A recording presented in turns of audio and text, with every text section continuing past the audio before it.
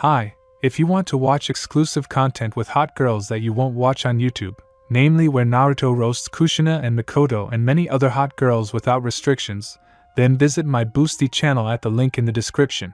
The action takes place when the Red Moon Akatsuki organizations have just begun to catch the bijou. That is, all of the Akatsuki are still alive and well as many other characters. But Konoha already knows that the hunt for the bijou has begun and has begun preparing for the Akatsuki attack. In a word, the beginning of Naruto Hurricane Chronicles.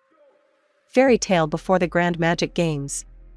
Lexus, I'll call the heroes as in the anchor voice acting, it's funnier, has already returned to the guild and the games were about to begin. Guildmaster Makarov, everyone thought that Guildarts had gone on a mission, but at that time he decided to sneak into the guild to see his beloved daughter Kana before a long journey. Gerard is also walking around the guild, trying to get used to the role of Glitch Eye. What a nickname, she's shocked herself. In general, everyone is getting ready for the games and in honor of this event they started another drinking party.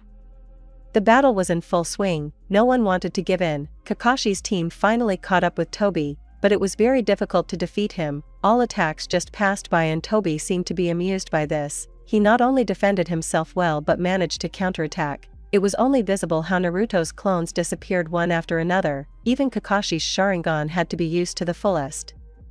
All the kunai, shurikens, techniques just flew past. Tobi himself almost sucked Naruto in, but it was another clone. Sakura struck blows from which the earth cracked and trees fell, but there was no sense. Naruto switched to Biju mode and his body was covered with red chakra, but even this strength and speed was not enough. Tobi easily predicted all their attacks and movements. The fight lasted long enough and they almost got Tobi, but as always he dodged one attack and just let another attack pass by him. Everything was in vain. Tobi seemed elusive.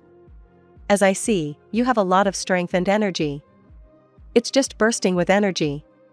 But I was just playing with you. Tobi was actually pretty exhausted. He had used his favorite technique, the Sharingan. He doesn't have a Rinnegan yet, so many times. My chakra was starting to run out and there was still a lot to do. Tobi didn't want to reveal all his cards and so he decided that he shouldn't use many techniques but use this. This would distract his opponents from him and give him a chance to see his opponent's techniques and fighting style. The space around his eye socket began to change and distort. I will show you the most terrible and powerful monsters from another world. Get ready to experience the most terrible nightmare in reality. Naruto, Kakashi, Sakura hurried to stop Tobi but were too late. Something huge and unimaginable appeared from his eye socket. But it was not a monster but a stone building, with a large roof and a sign fairy tale dash. Everyone froze with a silent question and turned to Tobi, but he himself was shocked by what was happening. Instead of an army of monsters, some kind of building. He spent too much chakra on this movement and decided that it was time to retreat. The team heard only one word. Oops. At that very second, Tobi began to disappear until he completely disappeared, leaving behind the stunned Kakashi team and a strange building. But the strangest thing is that there was someone alive in the building and apparently some kind of party and fight was going on, judging by the noise that was coming from there. Kakashi's entire team tensed up. Maybe those are the same monsters there? The ones Tobi was talking about? And they started a massacre there? We need to find out. Carefully, armed with kunai and Naruto having created a clone in advance, they entered inside. At this time, no one in the fairy tale even noticed how the entire guild was transported to another world. They were used to it. The party was in full swing, broken chairs, tables, wizards were flying. In the center of the hall there was a tangle of arms, legs, occasionally someone's head appeared. Screams were sometimes heard from this tangle. What did the general get underpants? Shut up, Firebrand. Get away, you rusty piece of iron. I'll show you a piece of iron. Fighting is for real men. A friendly choir from a ball. You and your men are enough. In this interweaving of bodies one could see fire, ice, iron, and someone's white head flashing, screaming, guys. At this time, Lexus was sitting quietly at the table and drinking. From time to time he glanced at Kana. Gerard was sitting next to him and together they were heatedly discussing something. Gerard was glancing at the girl with scarlet hair and in armor. She was enthusiastically eating a cake. Gildrats was sitting next to Kana and trying to persuade his daughter that she had enough drinking for today. Master Makarov himself was sitting next to Mira and drinking something. at the same time admiring the beautiful forms of Mira. She is a devil. A little further at the table sat Lucy, and next to her sat Lily, Happy, Charlie. It seemed they did not even notice how the owners Happy and Lily clung. Lucy was mentally calculating that she again did not have enough for the rent and it was time to take a new task. Happy, as always, gobbled up a delicious fish with both cheeks, and Lily and Charlie, from time to time, glanced at the fight in the center. Wendy was sitting nearby and just gobbled up ice cream. Further at the table sat the team of shadows and admired Levi, who was reading another manuscript, but then a disaster happened. Someone's body with pink hair flew out of the ball and crashed right into Elsa's Titanic cake. The fight died down and there was dead silence. Everyone looked in horror at Elsa covered in cake and a happy Natsu. The owner of the pink hair didn't even notice this and tried to get up, noticed how everyone froze and joyfully shouted, "What are you losing your nerve? I won. Hooray!" Some kind of dark aura appeared around Natsu in the hall. Natsu felt this look with his back and turned around. Elsa herself was looking at him, smeared in cream, and her look spoke for itself. Natsu tried to escape from the crime scene in horror, but it was too late. Rearmament, purgatory armor. Black armor with a huge sword with spikes appeared on her body and the whole armor looked very frightening. Natsu realized that he was in trouble and needed to save himself. With a sharp movement, he jumped away from Elsa and started to run. Elsa chased him all over the hall. The fun as well as the fight resumed as before. Chairs, tables, wizards were also flying and there was a fight in the center. But the only thing that changed was that Natsu was running around the hall at full speed and at the same time trying to calm Elsa down, asking her for forgiveness on the run. In a word, an ordinary day in the fairy tale. This is the hell that the shinobi found themselves in when they entered the fairy tale building. Naruto's clone opened the door and went inside. He remained standing with his mouth open. Without waiting for an answer from the clone, the whole team rushed inside. They expected anything, but they were clearly not ready for this. It looked like a hellish massacre. Bodies were lying everywhere. Chairs, tables were broken, burned, cut. Another body flew across the hall from time to time. A guy all engulfed in flames screamed in horror and ran away from a black monster covered in spikes and a huge sword. The monster's scales were black, and a scarlet mane fluttered on its head. Its eyes burned red. There was a bloody massacre in the center of the building. Apparently they were finishing off someone. Screams were heard from there and pieces of ice flew out from time to time. Someone's hand and a black shaggy mane appeared, and the strangest thing is that the rest were calmly sitting at the tables and did not pay attention to what was happening. They also drank drinks and ate snacks, had fun and chatted, as if this was a usual thing for them. Those who entered, although they were shinobi, were shocked by such a sight. Even an experienced Tataki Kakashi couldn't find words, and the last control shot was that in the middle of this madness a waitress was calmly serving food and drinks, deftly maneuvering between flying chairs and wizards. Kakashi decided to just talk at first, but then a fire monster flew straight at him and joyfully screamed, "Master, we have newcomers." In fact, this is just a trick so that Elsa switches attention to the newcomers and stops chasing Natsu around the guild. The entire guild unanimously turned their heads to those who entered, for were standing on the threshold. One of them, apparently the oldest, wore a mask and a strange bandage on the side hiding his eye. His hair was ash-colored. He looked about 25 years old. The other two were younger, apparently his wards. Natsu was especially delighted by a girl with the same hair color as his, pink. She had green eyes, a small pink tunic and gloves on her hands, also long black shoes. She looked about 15 years old. There were also two twins, apparently brothers. They were absolutely indistinguishable. The same yellow hair, the same blue eyes and stripes on the cheeks, moreover, the same clothes. Exact copies of each other. It will be difficult to distinguish them. The wizards looked at the newcomers with interest, but then someone's voice was heard. "Come on, punks, move away. Let the master through.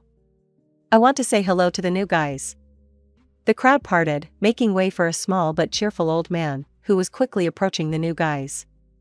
Kakashi quickly realized that apparently this was the most important one, since everyone listened to him unquestioningly and some kind of power emanated from him. But Kakashi had never seen anything like this before. Strangely, the fight continued in the center of the hall. Everyone was so carried away there that they did not even notice the arrival of the newcomers. Elsa decided to fix this and introduce everyone to the newcomers. Meanwhile, Master Makarov and Mira approached the newcomers. "I am the master of this guild, Makarov. I am glad to welcome you to our guild. Do you want to join you?" Kakashi saw that everyone was looking at them with curiosity and without aggression. He put away the kunai. He decided to introduce himself too. He realized that no one in the guild realized that they had ended up in another world. Naruto and Sakura were still in shock. Kakashi was about to speak, but then Naruto blurted out another stupidity. Pushing Sakura with his elbow, he pointed at Natsu. Sakura. He has the same hair as you. But it suits you, unlike him. Natsu heard every last word and was about to rush at Naruto, but the master's fist stopped him in mid-flight and slammed him into the floor. Kakashi shuddered when he saw how much strength this old man had, just like Tsunade. Kakashi decided to defuse the situation and introduce himself. I am Hatake Kakashi, this is Haruno Sakura, and this is Uzumaki Naruto. What's the name of the second one? The twin. Kakashi realized that they were confused by Naruto's clone and decided to just say, also Uzumaki Naruto. Everyone was surprised, even the name was the same. Let's get to know each other better. Kakashi realized that they had a long conversation ahead of them and decided to start from afar so that everyone wouldn't be shocked. They sat down at a large table and Kakashi decided to begin. Kakashi sat down at the widest table and everyone gathered around the newcomers. Kakashi decided it was time to tell the truth. He stood up and said loudly to the whole guild. I want to tell you some important news. First of all, I am not joining your guild. Secondly, we shinobi came to help you. Thirdly, you are not in your world. Everyone burst out laughing. What a new joker we have. He said such things and with such a serious face. We would have noticed if we got somewhere again. Where? So you've already been somewhere? Kakashi was surprised. Yes, we were in Idalas. In another world, so this is not our first. Kakashi decided to bring irrefutable evidence. Whoever doesn't believe me, look outside. Your world isn't there. Here everyone fell silent, but the fight continued, but now Elsa was involved, who came to separate everyone and got so carried away that she forgot why she came. The guild, as if dumbfounded, ran out into the street in a crowd, sweeping away everything in their path, and even Kana stopped drinking and ran out into the street. There was an unpleasant surprise waiting for them. Instead of magnolia there were trees and a forest with huge and thick trunks, a large crown and tall grass. Moreover, it was daytime. And at this time in Magnolia it was evening. Exclamations of surprise were heard and someone even fainted, who had not been to Idalas out of habit. Men don't faint. Elfin looked at the overly nervous members of the guild. Into the mouth at my feet. Again in another world? Enough. A guy with a black shaggy mane, a torn tunic and red eyes came out of the guild. His whole face was covered in piercings. Naruto looked at him sideways, just like Kakashi. Is this already Pain's new body? It reminds me too much of the piercings. It was obvious that he was pretty battered. The fight had finally stopped, but strangely enough there was not a single bruise, only small abrasions. What's going on? We're somewhere again. But this isn't Idalas. It smells different here. That means fire probably tastes different here. I can't wait to try it. I'm all fired up. That strange guy with pink hair, a checkered scarf and glowing eyes ran out of the building. A blue cat was flying next to him. Wait. Blue? And it even flies? It looks like I drank too much today, Kakashi thought. Wait, Natsu, I'm with you. The blue shawarma screamed. Well, we froze. That was all Gray could squeeze out. A girl with blue hair and a beautiful white and blue dress was standing next to him, and without taking her eyes off Gray, she handed him his pants. Dear Gray. Your pants. Gray only just now noticed that he was wearing only his underwear. When did I have time? Everyone was discussing heatedly what to do and how to return, until the master decided not to restore order and quiet. Punks. Let Hatake Kakashi explain everything to us. What and how? The whole crowd ran back to the guild, where Kakashi and 3 shinobi were sitting, waiting for them to start asking questions. They had already prepared answers in advance, so as not to accidentally stir up the guild even more. Everyone surrounded the trio and then questions began to rain down in a chaotic manner until the master again calmed the guild with a look. I will start asking you questions. As I understand it, you are aware of what happened. Everyone fell silent and gathered around the table. Those who didn't get a seat squatted down and prepared to listen. Kakashi began his story. I, Naruto, Sakura shinobi from the hidden village of leaves, we were pursuing a very dangerous criminal and entered into battle with him. During the battle he accidentally transferred you to our world. I think in order to return you need to find him again and force him to transfer you home, well, or persuade him. Poor Kakashi did not even know that Toby summoned the most terrible monsters of that world was not mistaken. Although Toby himself thought that there was a mistake, he did not know the fairy tale like the inhabitants of Magnolia. As far as I understand, our worlds are very similar, but at the same time very different. Each person has chakra, thanks to which we can perform techniques. Naruto's clone disappeared, leaving behind a small haze. Someone killed Naruto. Who dared? How will the second Naruto be without a brother? Kakashi simply said it was a cloning technique. It was a Naruto clone and Naruto dispelled it. Makarov quickly caught the gist of the conversation. Now calm down. It was just magic. Like us. That kid wasn't real. An illusion or something like that. What do you mean not real? And we've already grown attached to him. Everyone sighed sadly. There was still one less future drinking buddy. Kakashi continued. Shinobi have hidden villages where they live, study and receive assignments. A friendly whisper in the hall, well, just like ours. Only instead of a guild, a village. In order to return home we need to catch the criminal who brought you here. That criminal's name is Toby.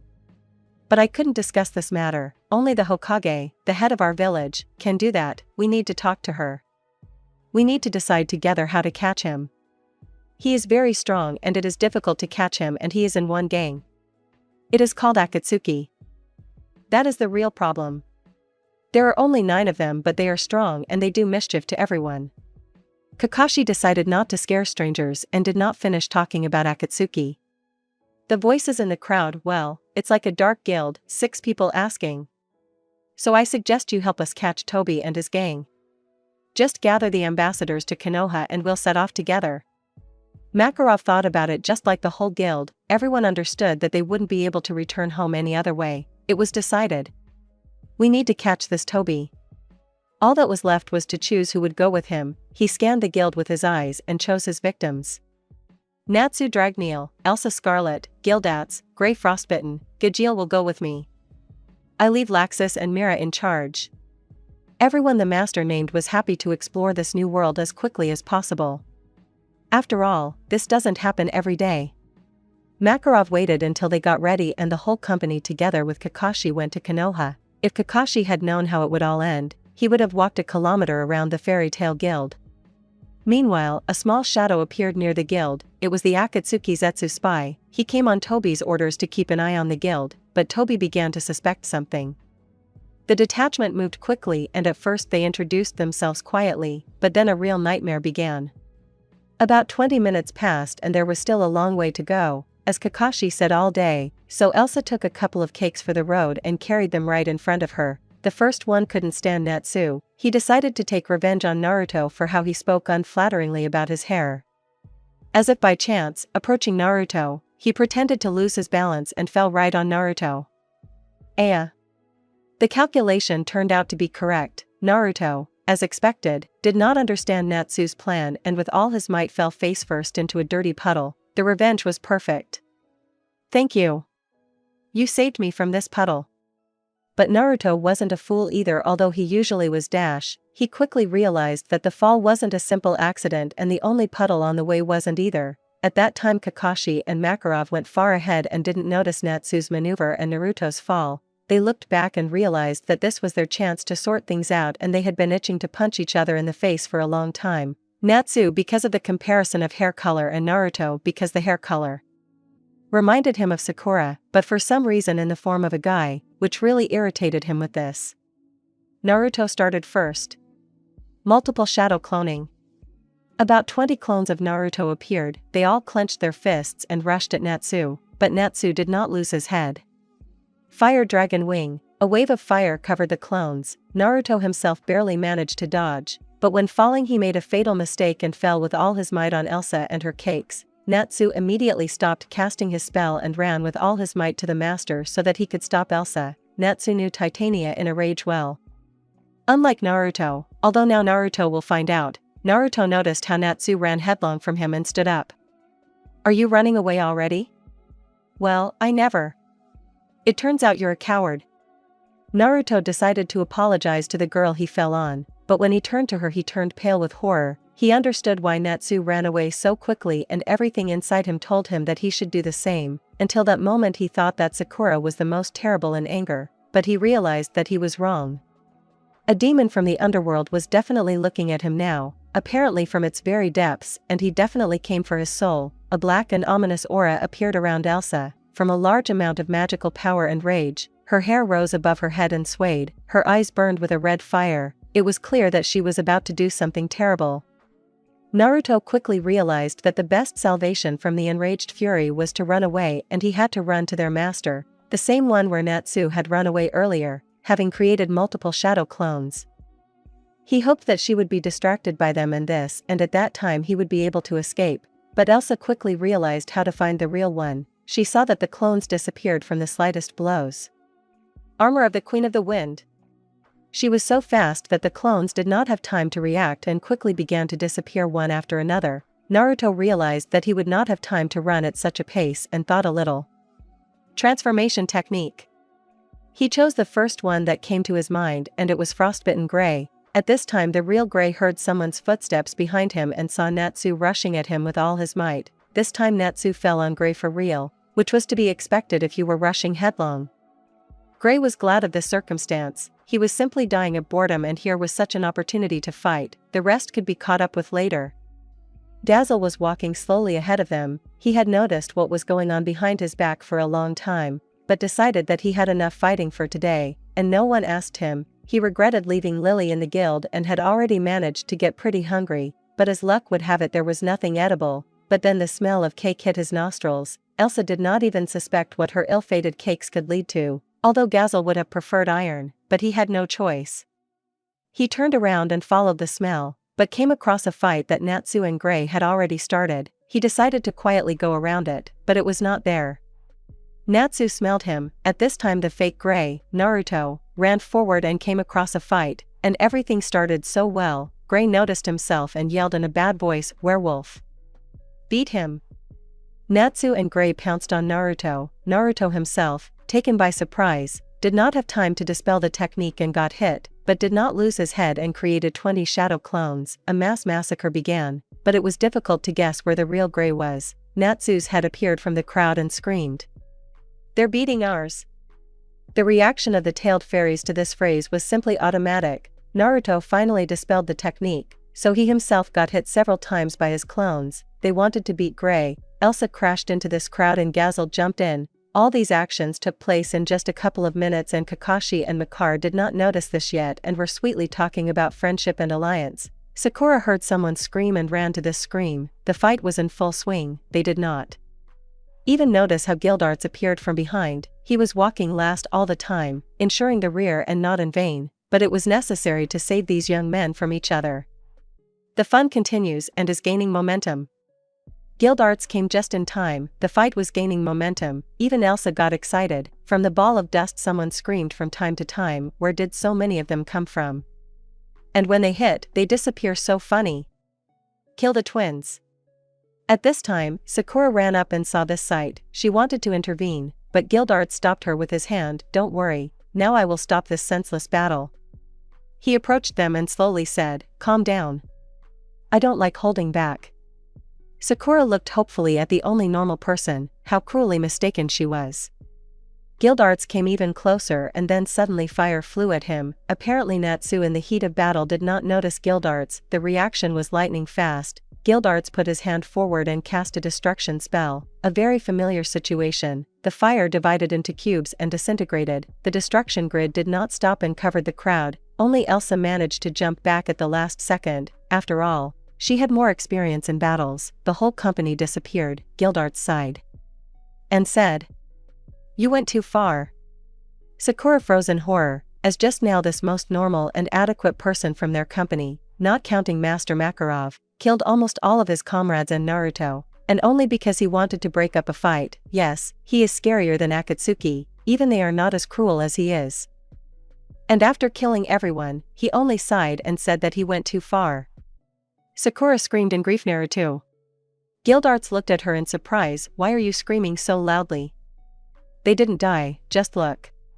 Sakura saw with horror how many small Narutos, but not clones, Natsu, Gadjalov and Greys. Grey was lucky that there was no rain nearby, began to fall from the sky like rain. Soon they were everywhere. Sakura realized that she could not stand it anymore and fainted. Makarov and Kakashi hurried to her scream at that time. They were presented with another sight. Many Natsu, Gadjalov, Greys, and Naruto were fighting on the grass. Sakura was lying unconscious. Elsa, who was shocked by the abundance of small ones, and Guildarts, who was trying to separate the small ones, but he was not doing well so far. The small ones themselves were randomly running around the area and organizing random fights among themselves. Naruto thought this was not enough and he created a good 100 clones, as small as he was, thereby only increasing the chaos. The roar of the fire dragon.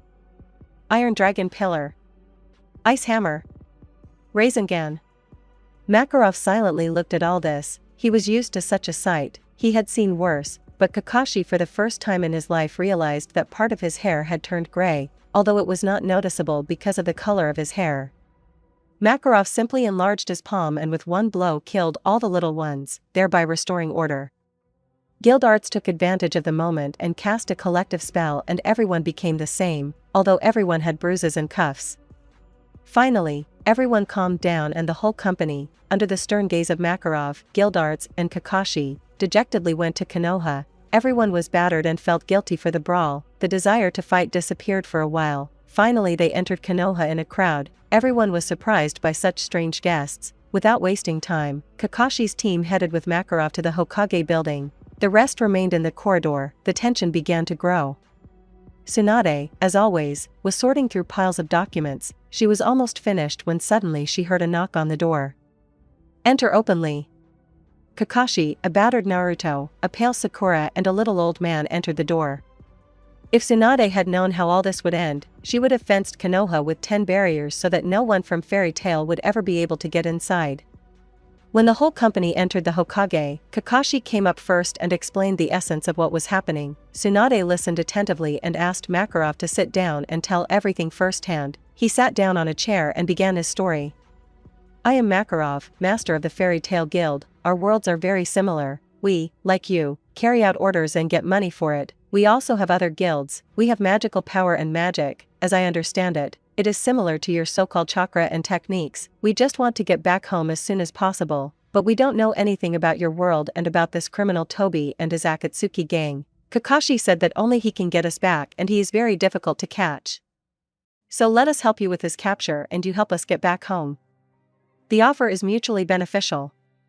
Tsunade, hearing the story, thought, no matter how you look at it, they were very lucky that they were the first to find this guild and not from other villages, because they had just received strong allies against Akatsuki with unknown abilities. They need to make an alliance as soon as possible before other villages find out about this and lure the tailed ones to themselves, as Kakashi said that they are strong. Besides, sooner or later Akatsuki will attack the village to catch Naruto's Jinchuriki, which means there will be a battle and they can help them.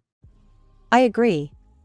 Tsunade answered and extended her hand. They sealed the agreement with a handshake. But we also need to learn each other's strengths. We have a stadium where the final stage for the title of Chunin takes place. That's where we will show our strength, so we can work more effectively and create teams to search for Akatsuki.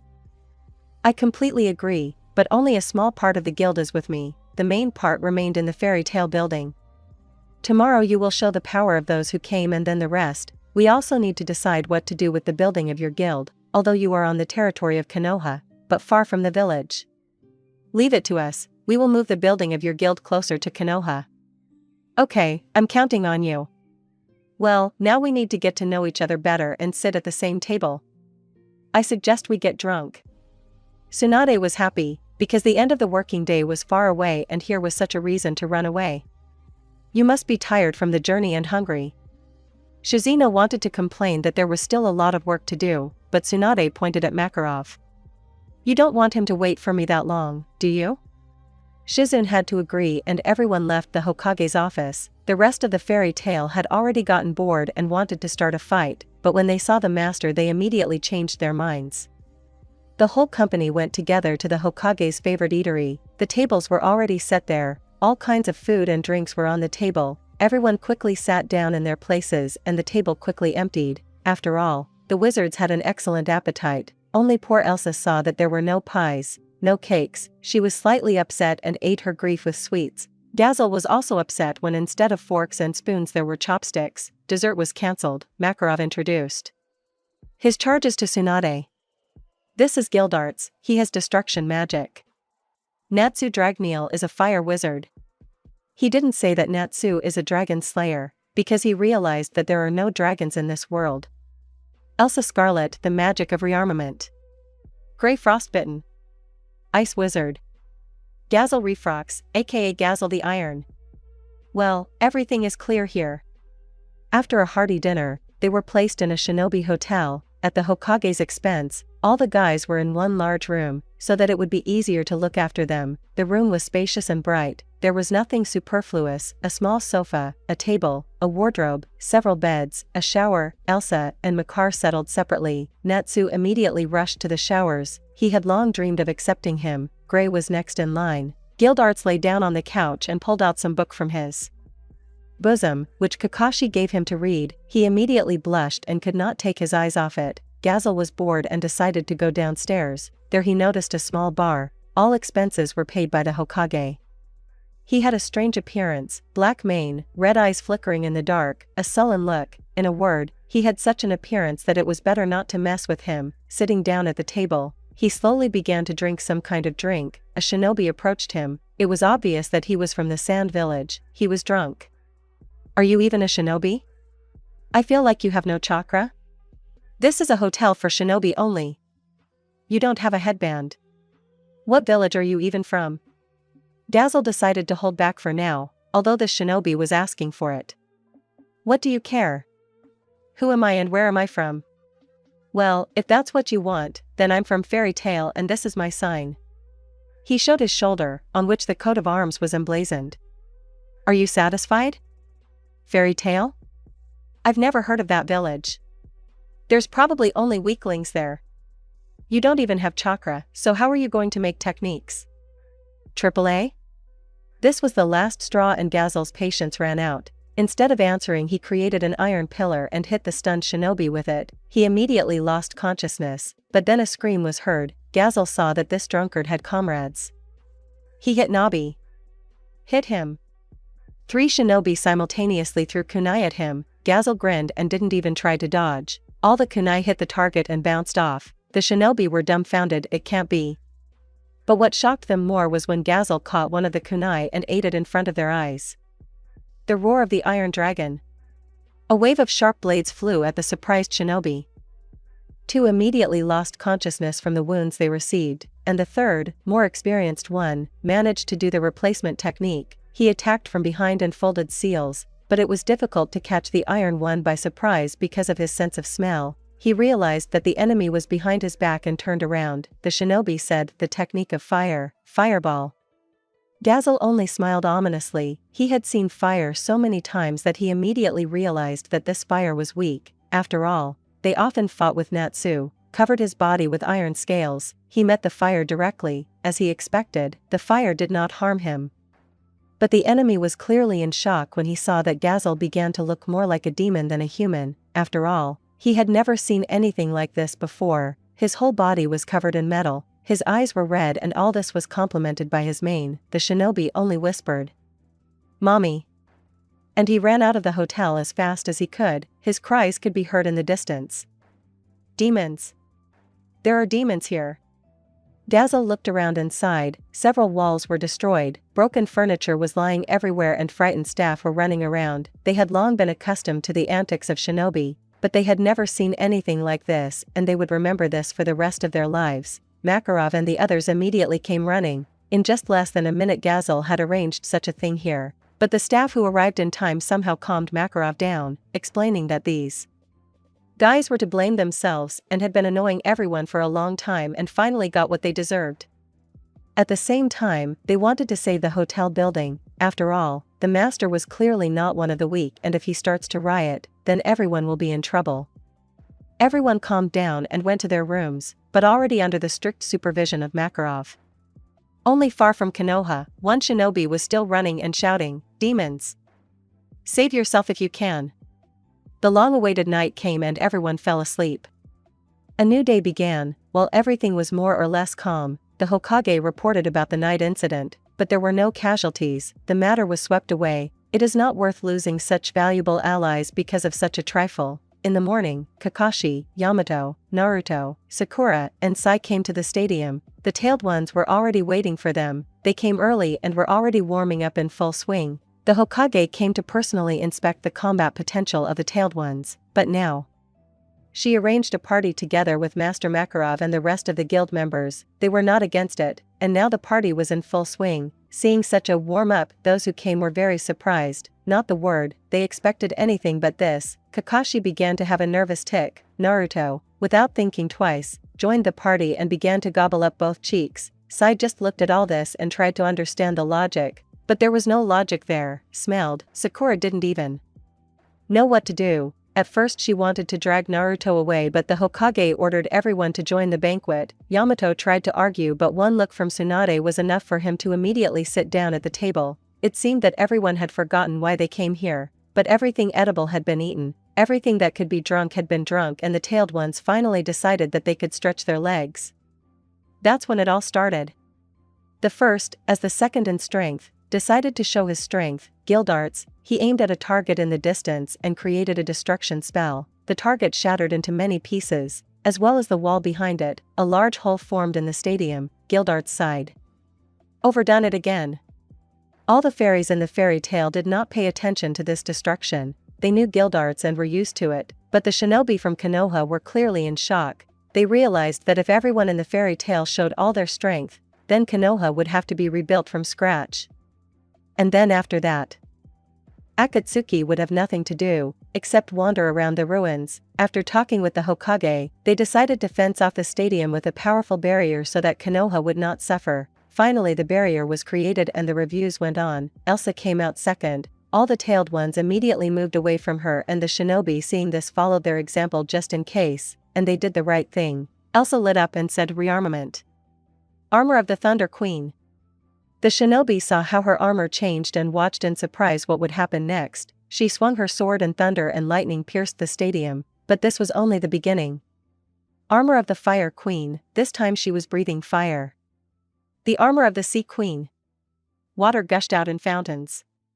Armor Heavenly Armor. Many swords littered the stadium ground. Purgatory Armor. She easily destroyed the walls and looked quite frightening. Armor of Wind. This time, even experienced shinobi couldn't follow her speed. So she changed her armor several times within a split second, which surprised those present quite a bit. If it weren't for the barrier, there would definitely be nothing left of the stadium. And now my new armor. He measured everything in anticipation. Well, what will she show? Probably there will be something unimaginable, and their expectations were justified, though only the male part. Armor of the Seductress. The men fell in rows and only the Hokage and Sakura remained. Even Makarov was defeated on the spot. After the male part came to its senses after Elsa's performance, the inspection continued. Natsu was impatient to show himself, but Gray had to perform. He, as always, stripped to the waist. This time the female part was happy, and put his palms together. Ice hammer. Ice spear. Ice cannon. Ice sword. Kakashi and Naruto immediately remembered Haku. When the ice covered half the stadium, Gray decided that enough was enough for now, and stopped casting spells. Well, and that was enough for Tsunade to be very surprised. Natsu jumped out impatiently and immediately became covered in fire. I'm already on fire. The shinobi first thought that they needed to save the boy, but seeing the calm faces of the tailed beasts, they decided to wait with that. Natsu jumped high into the air and a large cloud of fire burst out of his mouth. The roar of the fire dragon. Fire dragon fist. Fire dragon wing. Soon all the ice was melted and even the puddles dried up. Natsu decided to finish everything epically and flew up. But it turned out as always, he crashed into the barrier and fell down. Dazzle was thinking whether to show his magic, but changed his mind when he saw how Natsu was showing off. He couldn't leave it like that. Coming out to the middle of the arena, he began to show his magic. Sword of the Iron Dragon. Iron Dragon Pillar. The roar of the Iron Dragon and showing a few more spells decided to finish just as epically, but took into account Natsu's mistake and covered his entire body with iron scales. The shinobi were amazed. After all, they did not even expect that they had received such powerful allies. And this is still taking into account that not the entire guild is here, but most of it remained in the building. We decided to end training for now, as only rubble remained of the stadium. The company left the ruins in a cheerful crowd and went back to the Hokage's favorite eatery. They clearly have a bad influence on her, in order to regain their strength. Meanwhile, Zetsu was watching them and he carefully disappeared. After they destroyed the stadium and celebrated the new alliance, Makarov asked what to do with their guild. Tsunade just smiled. Don't worry. I sent a squad of shinobi and they will use the technique of movement to move the entire guild to the stadium site. At first they wanted to move it near Konoha due to lack of space, but thanks to the efforts of the tailed beasts, a place was freed up. Okay, I'll tell my people to sit in the guild and not go out and wait for your shinobi. Makarov thought for a moment and contacted Warren, a telepathic mage. So, punks, sit quietly and don't move. The punks will come to you now, these are our allies. They will move the entire guild to Konoha, where I and the others are now, so don't leave the guild. I will personally count everyone.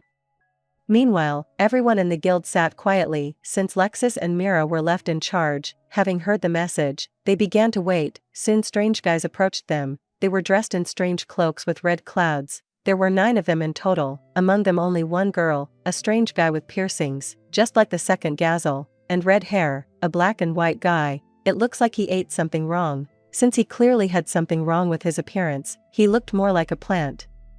A guy in an orange mask with a spiral, only one eye was visible, also another one in a mask and only the eyes were visible and those strange, green ones with dark eye sockets. Then there was a pretty handsome guy with red eyes, long bangs, and a girl's face. There was also a young creature, either a guy or a girl with blonde hair and long bangs, hiding one eye. There was also a strange person with blue skin and shark-like appearance. Some big weapon-like thing was visible behind his shoulders.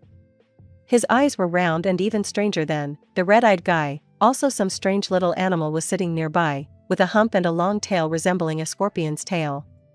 Also a blonde guy with a braid behind his back, apparently the most normal and adequate. A guy with piercings came forward. Everyone in the guild prepared for the move, but so far nothing has changed. The first one to break was Lexus. He was by nature very fast and impatient. After waiting for some time, he created his ethereal body and decided to talk when they would move. His body came out. How long do we have to wait? We're already pretty fed up with this red tape. So when are you going to pick us up? Akatsuki looked at each other nervously. How did they find out that they came for their souls, to catch them and understand what they were dealing with? Do they really know everything? And why do they want to be taken away? It's clearly a trap. It seems they have something in mind. Most likely they want to infiltrate the enemy's camp and find out all the plans and secrets, Pain thought. He was already ready to launch an attack with all his might and then these strangers themselves are asking to be captured. This is the first time. Itachi looked at the guild for a long time and went up to Pain and whispered in his ear. They have absolutely no chakra and that's not all. They have some kind of power and a lot of it. I would even say that some are at the level of Bijou, especially a lot of it is that guy with a scar on his face and yellow hair. They are clearly not as simple as we thought. Following from what Toby told us, only Toby did not say everything. He did not say that he summoned the most terrible creatures of that world. I think that they are extremely dangerous and they should not be attacked without knowing their strength. It is quite possible that Konoha will soon be here, so decide our leader what are we going to do. Pain also noticed with his Rinnegan that there was a lot of energy in this building and decided not to attack yet. Suddenly these strangers could help them, but first they needed to find out what they knew. He looked at Itachi and he looked at Lexus and said, Sakuyomi. His eye changed and it was already a Manjikyu Sharingan. Lexus felt uneasy when a strange boy stared at him, a girlish-looking boy, and frankly speaking, he couldn't take his eyes off him, even his eyes turned red. He stepped back and said to the little eye, Kid, I'm not one of those. So back off until you get what you need. For the first time in his entire life, the Manjikyu didn't work at all, and what's more, he was disgraced in front of everyone. Itachi forgot that the tailed beasts don't have chakra at all, and this technique changes the circulation of the opponent's chakra. The first one couldn't stand it. Hide nah, that's right. I've never seen you looking at girls. That means you're definitely. Itachi saw through you. Boo ha ha. Itachi blushed and would have killed the bastard long ago if he could. Although you can burn the Amaterasu, but here is Pain, who immediately moved away from Itachi. You never know, just in case. So are you going to be soon, or will you continue to play staring games? You said that you would move us to Konoha, but as I see, you only know how to talk nonsense. Lexus' nerves were on edge. These parasites were only whispering among themselves and doing nothing. What's more, one of them started flirting with him. He was already ready to throw thunder and lightning. Then Pain finally realized what was going on, and he quickly realized how lucky they were. I'll start now and you'll find yourself in Konoha. Before you know it, you won't have time to blink.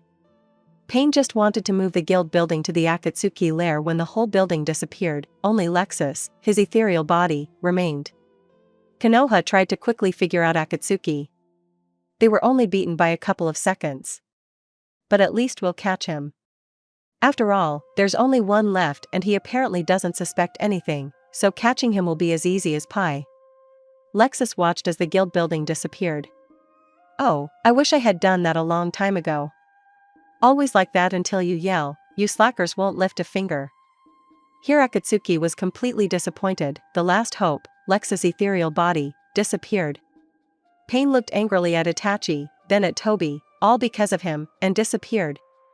Akatsuki slowly dissolved into thin air. The whole operation went down the drain. Not only that, they couldn't even catch anyone, and they were very lucky. They didn't know what happens to those who were stupid enough to kidnap someone from Fairy Tail. The entire guild appeared on the ruins of the stadium. Finally everyone was gathered, and as always, the Hokage herself suggested it. They decided to celebrate with a party. Fairy Tail didn't even realize that instead of allies, Akatsuki, and most importantly Toby, whom they so want to find, showed up to them. For tomorrow it was decided to form teams and search for Akatsuki, but for now everyone was walking, as always, in the tail of the fairies. After a wild party and reunification celebration, the entire guild and shinobi decided to continue the unfinished inspection, this time outside of Konoha, so that it would not require major repairs. Inspections and exercises took place in the forest around Konoha, behind the barrier. Then it was time for Lexus and the Thunderers to show their strength. Lexus calmly and imperturbably walked out into the clearing and looked at the targets with disdain. Everyone from Fairy Tail, knowing Lexus's strength, ran away from him. The shinobi, seeing what was happening, followed the example of the tailed ones. Also Fried made a protective spell from the letters, and from there Makarov commanded, "Start." At that very moment, lightning lit up the sky and a yellow flash occurred, which blinded everyone. When everyone more or less came to their senses, only embers remained from the targets. All the grass around was also burned and charred. There was a small crater in the ground. Lexus himself stood in the same place and did not even bat an eyelid. After all, he did not hit with full force, because if he had hit with all his might, even the letters of Fried could not withstand his attack. But the shinobi were in shock. They still didn't understand what happened. It all happened so quickly, but the Fairy Tail Guild breathed a sigh of relief. "Lexus, you finally learned to restrain yourself," concluded Makarov. "Well, as always. You're on fire," Natsu commented on the crater on the ground and the burning coals. "You didn't even hit Lexus with half your strength." Dazzle looked at Lexus in surprise, but he stood there just as calmly. "So what was that? Even with the help of the Sharingan I can't understand what happened." "What was that flash?" "It was lightning." Fried clarified the situation. "Our Lexus uses lightning magic." Kakashi was stunned. These lightning bolts were much faster and stronger than his Chidori. Then Buklo came out. Everyone watched with interest as some talking barrels circled around him. "Well, kids, youngsters, let's show you how to fight." But Buklo quickly dealt with the targets and was about to switch to the shinobi, but the master's menacing gaze quickly tempered his ardor. Kakashi looked at the barrels and still couldn't understand why they always flew next to him and chatted about something, although as far as he remembered it was similar to the puppet technique, only they behaved as if they were alive. Buklo sighed, and he so wanted to show the doll's eyes to someone. But it wasn't meant to be. Next came the fir tree. She fluttered easily and fired pollen at the targets, quickly destroying them, but she did not use the eyes of the Gorgon. After all, the Thunderers were cautious and decided not to show all their power. Well, At least someone has common sense. Fry didn't want to participate. He said that his magic wasn't for fun, but Gerard wanted to show off his heavenly magic to the girls, and first of all to Elsa. Symphorian, he began to glow and it was difficult to follow him, he had accelerated so much. After several of his attacks, half of the forest remained, but he did not cast the strongest ones. Without noticing it, he almost fried Zetsu, who decided to spy, but after that he ran away. Life is more important. The shinobi were amazed, they didn't even suspect that the tailed beasts would be so strong. After everyone else showed their strength, all that was left of the forest was splinters. It's the shinobi's turn, now it's the tailed beast's turn to be surprised. Multiple shadow cleansing. Multiple Narutos have appeared. Rasengan, all the clones created a Rasengan at once, and since everything was broken and only splinters remained from the forest, they simply hit the ground with them. Many craters were formed. Naruto also showed how to walk on water and trees. After that he scattered the clones. Oh, yes, those same twins. I recognized them, Natsu shouted joyfully. Everyone looked at him like he was a complete idiot. It seems he still hasn't figured out the cloning technique. Gray sighed and put his hand on his face. I don't know him. Next Kakashi spoke. He showed the Chidori technique, fire, water, earth techniques, and the summoning technique. Then everyone looked at Lucy. Don't you think that this is similar to how you summon spirits? Natsu asked. It's exactly like a call, only it has dogs. Happy shouted joyfully. Lucy thought about it. For a long time, various explosions did not subside over the remains of the forest. Inspections were in full swing. Soon, when everyone showed themselves, they decided that it was time to start hunting for Akatsukami.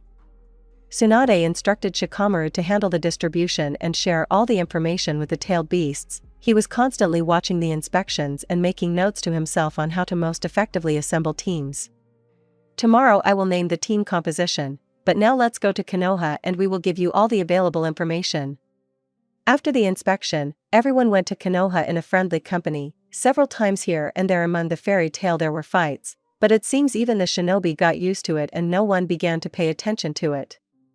A new day began. The night passed without incident, which is very suspicious for fairy tale, or almost without incident. They managed to cover their tracks, so it seemed to the shinobi that the night passed peacefully, and in the morning the whole guild went in a friendly crowd to the Hokage building to find out as much as possible about Akatsuki. Entering the large hall, everyone sat down in their places. Several small skirmishes occurred. As always, Natsu and Gray quarreled about who would sit in front, but with one blow Elsa quickly restored order. Finally everyone calmed down and were ready to listen to the head of the Umbu. He looked at everyone and sighed. No discipline and order, and they want to shove them into their assistants.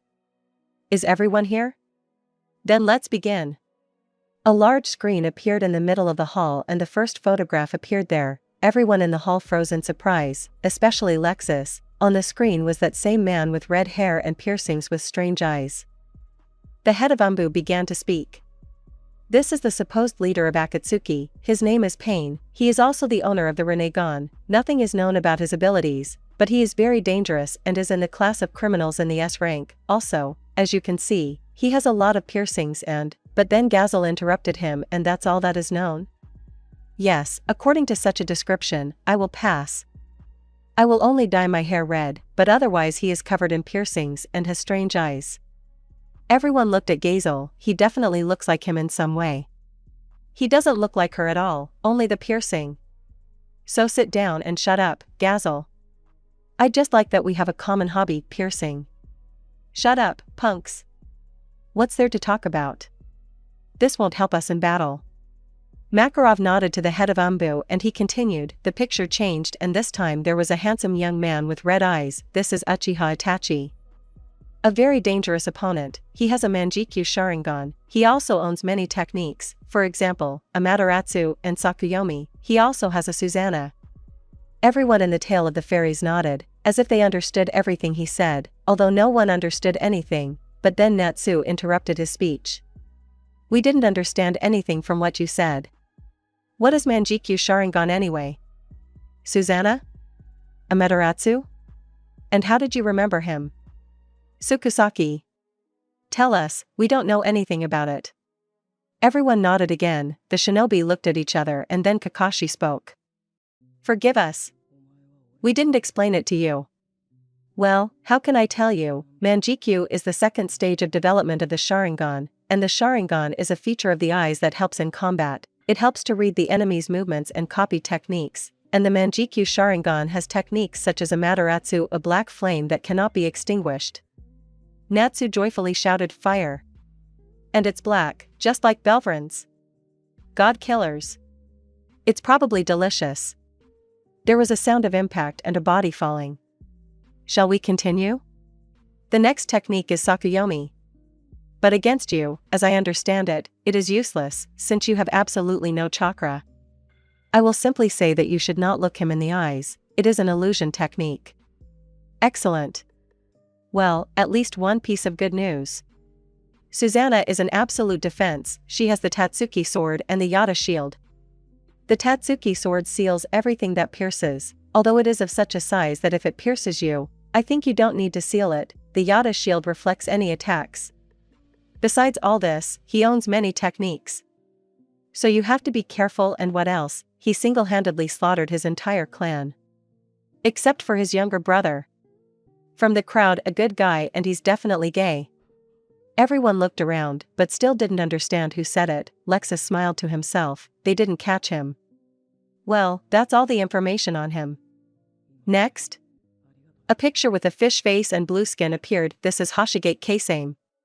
The swordsman of the hidden mist. He has the sword Samarhad. This sword absorbs chakra. But this does not concern you so. Yes, we already understand, we don't have chakra. Continue. He has water techniques and a very large amount of chakra. So he is a difficult opponent. What a mug. Just the spitting image of a fish. And blue skin. Well, shut up the punks. The picture changed and this time they showed Toby. He is the one who threw you here. As you can see, he wears a mask and has a Sharingan. It is also known that he can make the body intangible. That is, all attacks against him are useless. He also sucks objects into another dimension and, as you already understood, opens portals to other worlds. A buzz arose in the hall. So this is what he looks like. We need to catch the bastard as soon as possible. Yes, definitely let him take us home. If he doesn't agree voluntarily, we'll force him. Yeah. He'll get it in full from us. He wears a mask. What a bastard. He thinks we won't find him. No way. Now be quiet, punks. Everyone suddenly became silent. Kakashi continued. The picture changed again and this time it was a strange girl. She had blue hair and lilac eyes. Sighs went through the crowd and she's a beauty.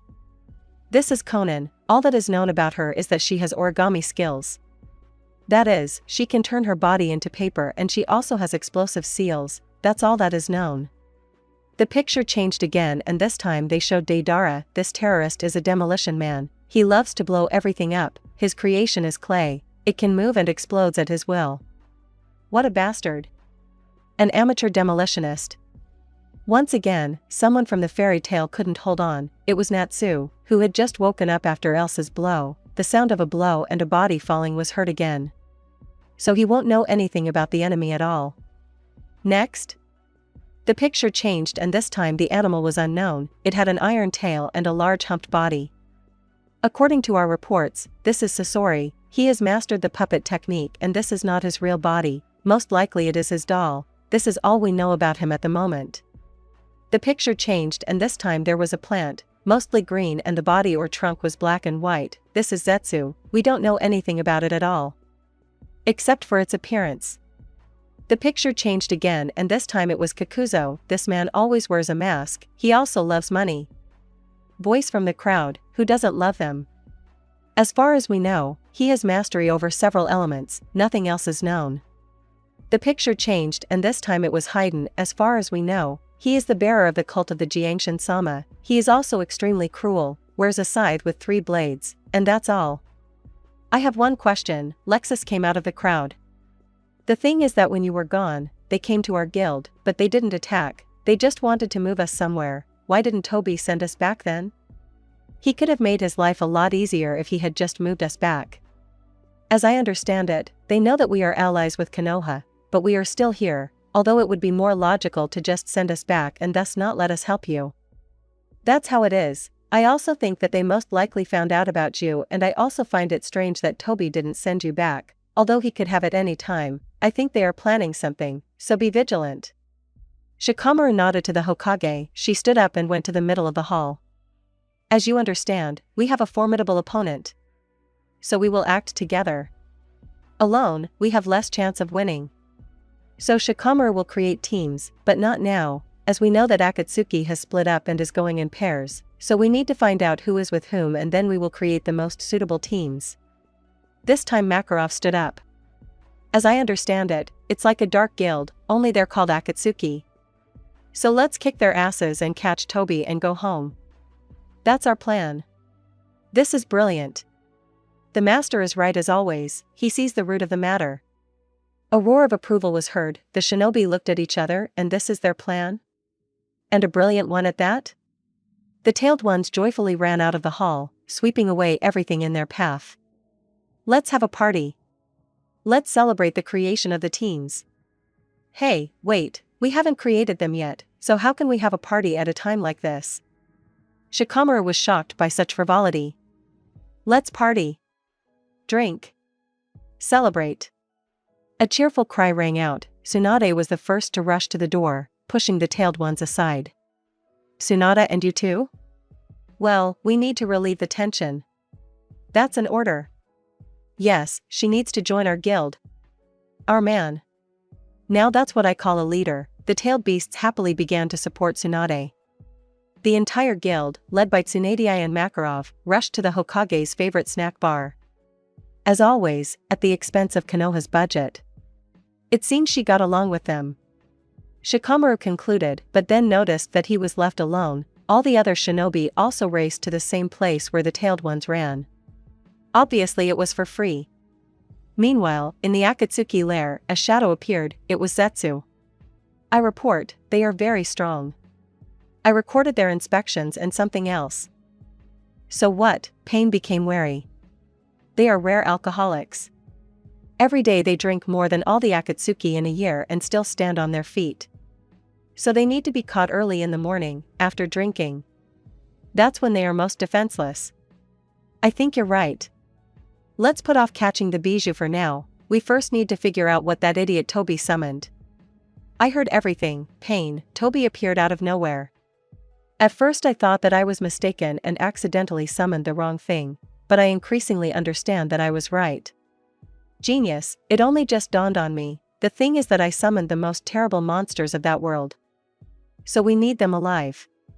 If we get their power, then catching the bijou will be easy for us. First we catch them and then the bijou. Then no one will be able to stop us. But how are you going to pump out their power? They're not Jinchuriki, are they? I've already thought of a plan. Don't worry. We won't drain their power, we'll just make them obey us. So we'll get another great weapon. Yes, I have a Rinnegan, which means I can subjugate them to my will. We need to find out who is the strongest and start catching them. Well, and at the same time a bijou, if there is a chance to catch them. I'll go and pass on all the information I have to Akatsuki and give the order to catch them. It's time to start hunting Fairy Tail and the bijou. In a word, the tailed beasts. All Akatsuki gathered in a large cave. Toby was fooling around there and Pain pretended not to notice. Everyone became quiet and began to wait for what information Pain wanted to tell them. I have gathered you all to tell you one important piece of information.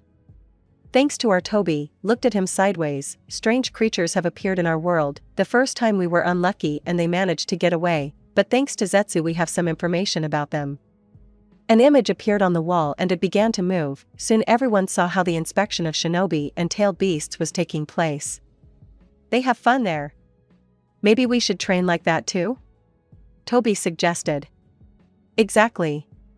And after training, rest like them. Haydn laughed and his laughter echoed like a desert on the walls of the cave. I'm surrounded by idiots. Even Pain lost his composure. And they are strong, but it is clear that some of them are not fighting at full strength, so we need to find the strongest of them and catch them alive. Did you all hear? Alive. Enough, first catching the Jinchuriki alive, then these two, so when will I sacrifice to Zayashin-sama? Damn them. They'll be worth more alive for sure.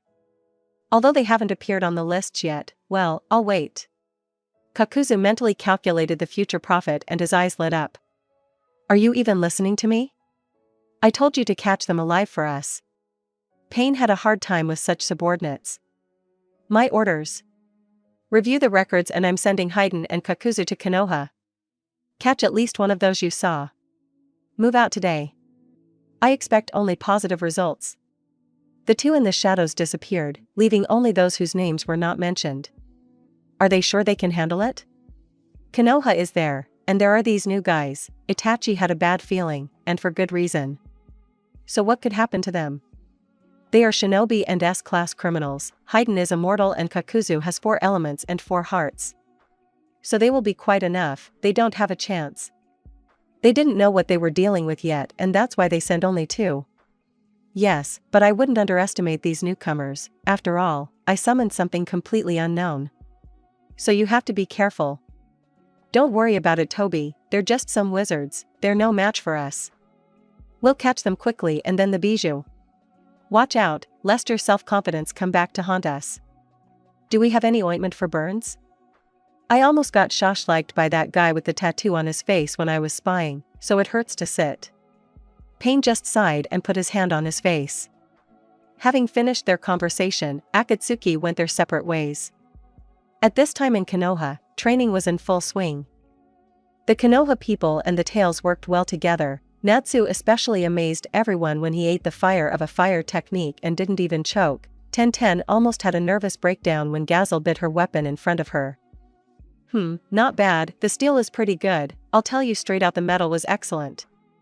You ate my entire arsenal. How will I fight now? And am I to blame that you yourself released them all into me? I was hungry. But you couldn't warn me that you were eating iron. Then you wouldn't have attacked me with it and I would have remained hungry. What a bastard. Hold me 7. Ten Ten was furious. After all, this bastard ate all her weapons and did it on purpose. Calm down. This is no time for petty misunderstandings. Gazelle has iron, I warned everyone not to let him near weapons. So let's calm down and continue training. That's right. He. Gazelle stuck another kunai into his mouth. Now stop eating. At this rate you'll leave them without weapons. Natsu burst into flames and covered himself in fire. Makak. Elfin rushed, but was knocked out by one blow from Elsa. Come on, let's train quickly. Elsa was in a bad mood, since her cakes were over and she couldn't find them in Konoha. Gazelle and Natsu exchanged glances, immediately went their separate ways. They understood perfectly well that when she was in such a mood, it was better not to run into her. Elsa was ready to incinerate them with her gaze. For 2 whole days, she had not eaten a single piece of cake and even Gerard avoided her at this time and tried not to get in her way. At this time, to their misfortune, unsuspecting Haiden and Kakuzu approached Konoha. They did not even think what hell they would end up in. And Haiden would even regret that he was immortal. Soon fate will bring together Kakuzu, Haiden, a very angry Elsa, a shinobi, and a guild without breaks. Haiden and Kakuzu walked peacefully towards Konoha. Haiden whined as always. How long can I go on like this? My legs are already hurting and I'm hungry, you're driving me crazy. Are you even talking? Is there really nothing to talk about with you? Haiden pretended to pick something up from the ground. Kakuzu. Look, I found some money. Where, Haiden? LOL. You bought it. As soon as I blurted out something about money, you immediately perked up. It's a sin to think only about them. Silence is golden. So I'll keep quiet, Haiden. Oh, what are you talking about, Kakuzu? I'm bored. Let's at least fight?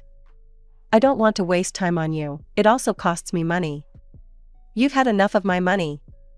The partner fell silent for a while, thinking about ways to get Kakuzu to talk and at the same time get to him.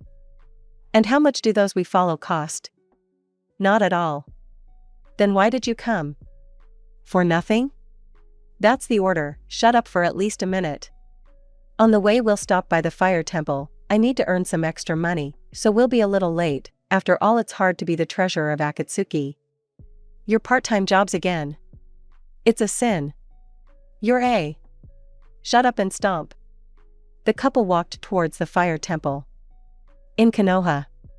In the center of Konoha there was a brutal riot, someone's screams were heard and dust stood in a column, from time to time someone's legs and arms were visible, soon a crowd gathered and Elsa appeared, as always with one blow she scattered the fighters. Everyone thought that they would see a fairy tale, but when the dust cleared, it became clear that Naruto, Natsu, Gray and Gajeel were fighting. Sakura ran up. Naruto? And you too? Don't act like that, Guild. He started it. Me? That idiot said that some Sakura and I are exact copies of each other, and you can't tell us apart. By the way, aren't you Sakura? I forgot your name. Natsu scratched his head thoughtfully. Naruto turned pale and without saying a word he rushed away from Sakura, but she quickly intercepted him and with one blow took him out and threw the poor guy more than 100 meters. Natsu, Gray and Gajeel said in one voice. -2 Elsa's is too much. The real Elsa heard these words and with one blow she took out the unlucky trio. They fell next to Naruto, having flown about the same distance as Naruto. It seemed like there was a competition to see who could throw their comrade further. Gerard hurried to hide just in case. He had already spent the whole day looking for cakes in Konoha, but so far without success, so without them he tried not to catch Elsa's eye. At this time, one of the Anbu came to the Hokage with a report. Lady Hokage, there was a complete attack on the fire temple. According to an eyewitness, the attackers were Akatsuki. They were wearing black cloaks with red clouds. There were 2 of them. They killed almost everyone and took the body of one of the monks. One of the ninja defenders, most likely they want to hand him over to the exchange point. Tsunade listened to the report and thought, it looks like they started hunting for the bijou. We need to find them as soon as possible, but we shouldn't involve wizards here yet. After all, teamwork during training always ended the same way, in a fight. We'll send only shinobi to search for them. We'll gather squads and start searching for them, but don't say anything to the wizards. They're still not ready to work in a team, and let Naruto continue training to create new techniques. The Anbu listened to the order and disappeared. In the Fairy Tale Guild. How long can we wait? I'm tired. I want to go to Magnolia. These shinobi haven't even lifted a finger to find this Toby. Natsu screamed throughout the guild. Maybe we should start searching ourselves? We'll be faster, after all, we know they're sent. And with the instinct of dragon slayers, it's a piece of cake for us. Lexus wanted to quickly return to Magnolia and at the same time test his strength with new opponents. I heard something in the village. There are rumors that Akatsuki showed up and attacked the fire temple. They destroyed a lot of things there, and the shinobi aren't even moving yet. At this rate, I'll be covered in rust. Dazzle was ready to leave right now, but he was held back by the master's order that no one left Konoha without his knowledge. I also think that it's time for us to start acting ourselves. Elsa was determined. She found the cakes and now wanted to return to Magnolia. Beta, I think that if the cakes don't appear soon, then everything and everyone will be screwed. We'll definitely find Akatsuki, catch them and bring them to Konoha. Natsu flared up. At least this was some variety. Just don't say a word to the master. He and Tsunade are celebrating something in the diner. It's decided. Elsa, Natsu, Lexus, Dazzle will go. I'll go too. Gerard intervened in the conversation. He didn't want to part with Elsa. Okay, you two, the rest of you cover us. Tell them we went to celebrate something. Everyone drank to the new team, and in the evening the team went to the fire temple to pick up the trail of Akatsuki. Meanwhile, one of the shinobi teams, having reached the fire temple, learned the details and also set off on the trail of Akatsuki to the nearest exchange point. The fairy tale team also picked up the trail thanks to the dragon slayers and hurried after them. Asumo's team finally found Akatsuki and already attacked Haiden, but he managed to wound Asumo and created a circle. At this time, Shikamaru was holding him back with shadow needles. The situation was desperate. Asumo was wounded. Shikamaru, whose chakra was starting to run out, the second opponent, was not even wounded and did not enter the fight. A little more and the irreparable would happen. Haiden raised his stake and was about to plunge it into the heart, but Shikamaru with great difficulty managed to get him out of the circle. Finally he understood the essence of Haiden's abilities. At that moment, Kakuzo flew up and knocked Asumo out with a few blows. The situation became hopeless and it seemed that nothing could save them. Even the Konins could not somehow help Asumo. And now Kakuzo just began to strangle them. At this time, the fairy tale team finally caught up with Akatsuki and saw a rather unpleasant picture. Two shinobi from Konoha were suffocating from their hands, which were on black threads. And Asuma was lying wounded. Shikamaru was barely breathing and was completely out of strength. These guys clearly needed their help, and the tailed beasts immediately attacked the enemies. Kakuzu was quite pleased. After all, he would get 35 million ryu. And he did almost nothing. But then he heard a strange phrase. "Kill the bastards. They're beating ours." A powerful lightning bolt pierced his body. Even his hardening technique couldn't help. After all, it was an earth technique. Without knowing it, Fairy Tail found one of Kakuzo's weaknesses. He released two shinobi from surprise and pain and looked back. Several people stood in front of him. One was a beautiful girl with scarlet hair and an armor. The other was a tall guy with yellow hair and a scar on his face. He was just sparkling from the lightning surrounding him. Next to him stood a guy with blue hair and a tattoo around his eye, a boy with pink hair and a strange guy with a black mane, all in piercings and red eyes. Well, just like Pain, all in piercings. "Oh, there's new meat here. You can't do anything." Haydn also noticed the new arrivals and had already managed to swear at everyone, as always, by the way. He had already freed himself from the shadow needles and wanted to finish off Asumo, but his plans were thwarted by some weaklings. "Haydn, don't underestimate your enemies. We're acting according to plan." Elsa and Gerard rushed straight at Kakuzo, cutting off his path from the wounded Asumo and Shikamaru. The rest were busy with Haydn. After all, the abilities of the enemies are still unknown, but then Shikamaru came to their aid. "This one with the scythe is immortal. He uses your blood for the ritual. If he wounds you and drinks your blood, you will be connected, that is, whatever wounds he receives, you will receive the same wounds. But for this he needs to create this sign." He nodded at the sign on the ground, "and it is imperative that he is inside the sign.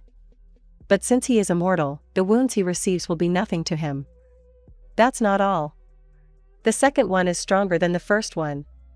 So be careful with him, he has dark threads. That's all I know for now." "Okay, I'll take care of him, I'm enough alone." Gazel smiled ominously. "If he needs my blood, he won't get it." His whole body was covered in iron scales.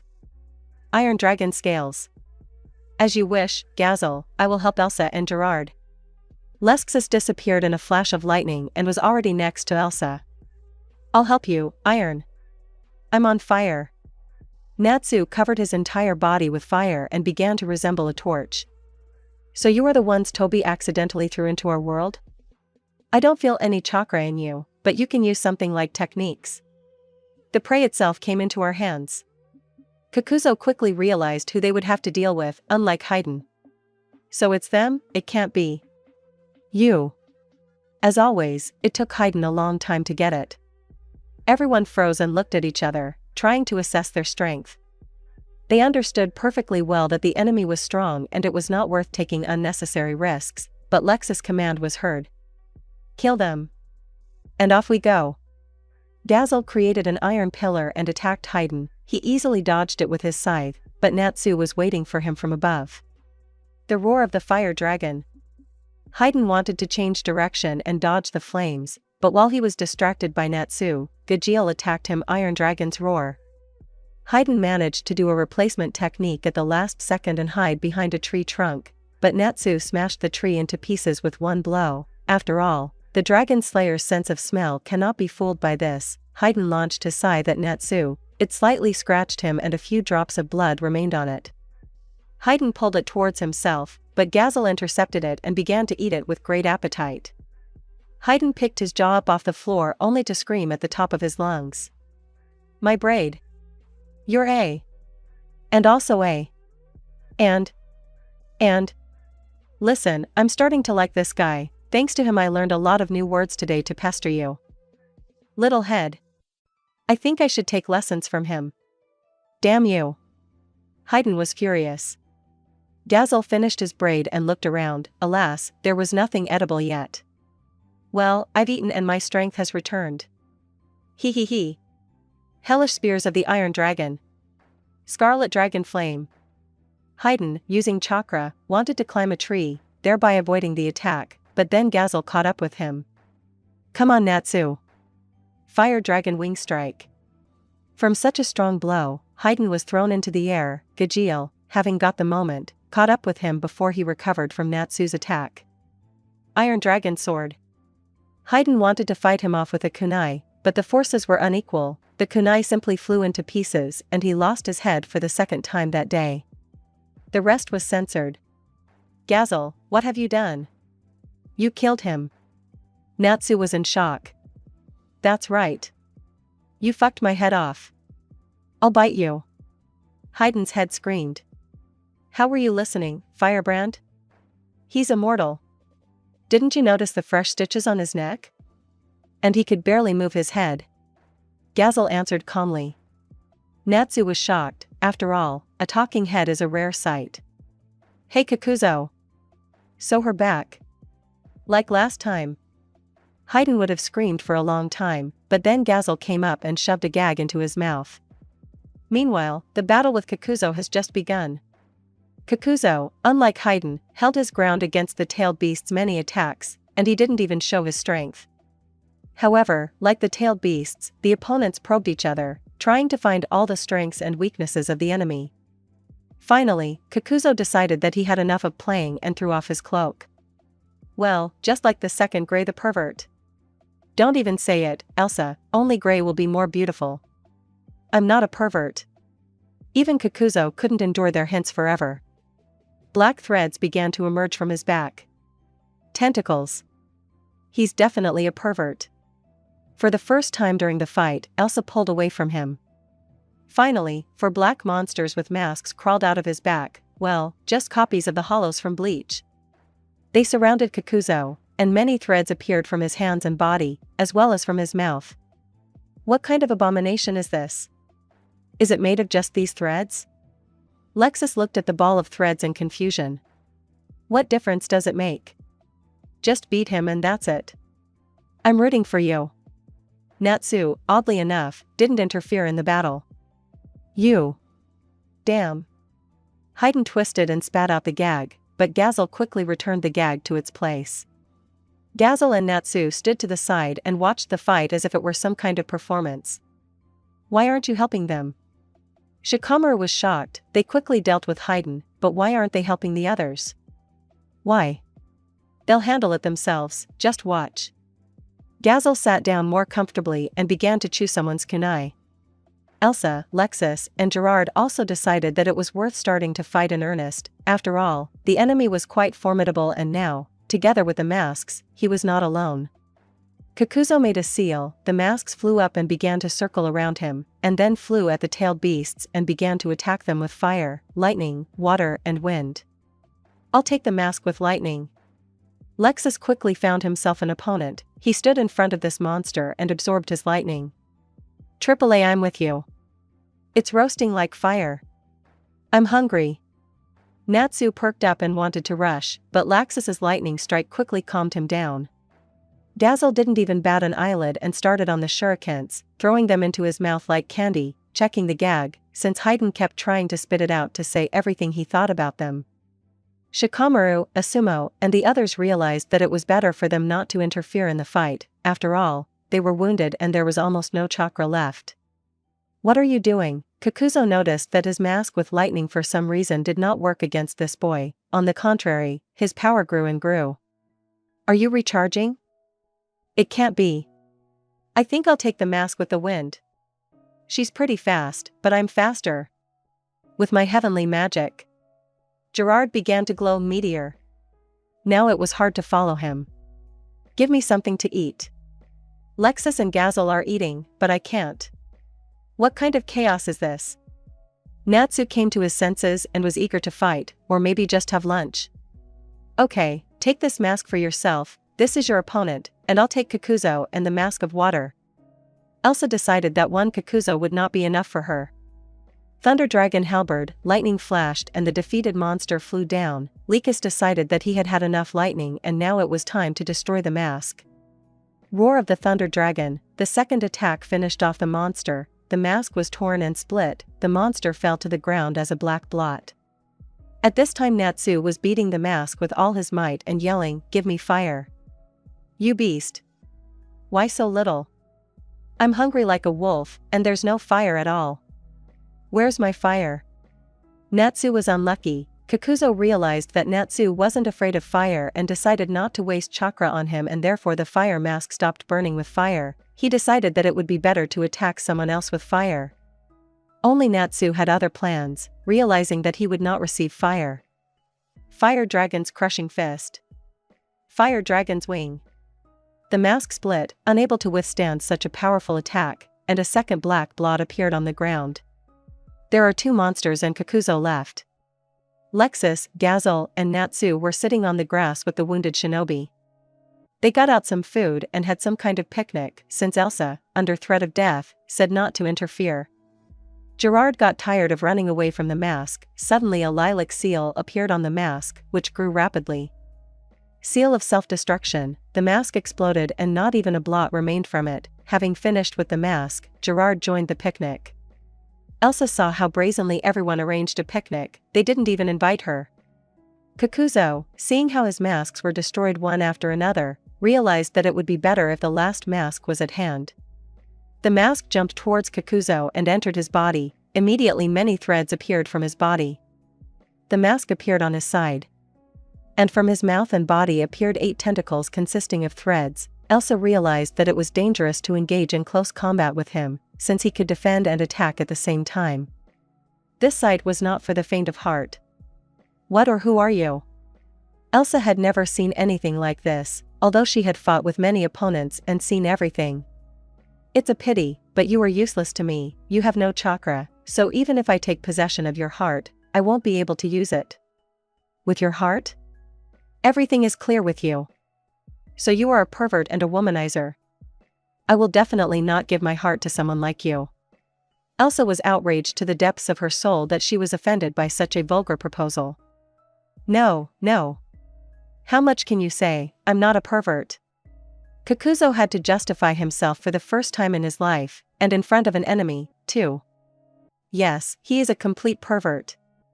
I know that. You have to look for someone like him. Haydn spat out the gag again and decided to get revenge on his partner for not rushing to sew the head to the body. He does such things with these black threads, even I am ashamed to remember it. It's strange, but no one gagged Haydn. Everyone listened to him attentively. So what was he doing there? Lexus and Gazelle asked with interest. We went on a mission and a whole squad of beautiful shinobi girls attacked us. They were strong, but Kakuzo tied them up and... Haydn did not have time to finish his story because his mouth was gagged again. This time it was Elsa herself. The male part sighed in disappointment, and Kakuzo turned red as a lobster. He's lying. Damn it, Haydn, he's embarrassed me in front of everyone. I'll personally kill him after this. Kakuzo somehow calmed himself down. After all, no one had cancelled the fight. Elsa looked at Kakuzo and rushed to attack. In flight she changed her armor. Armor of the wind. An armor with spots like a cheetah appeared. Now it was impossible to keep track of it. The black threads could not keep up with it. It was so fast, changing direction and cutting the black threads on the fly. But Kakuzo was not so simple. He folded a seal. Water barrier technique.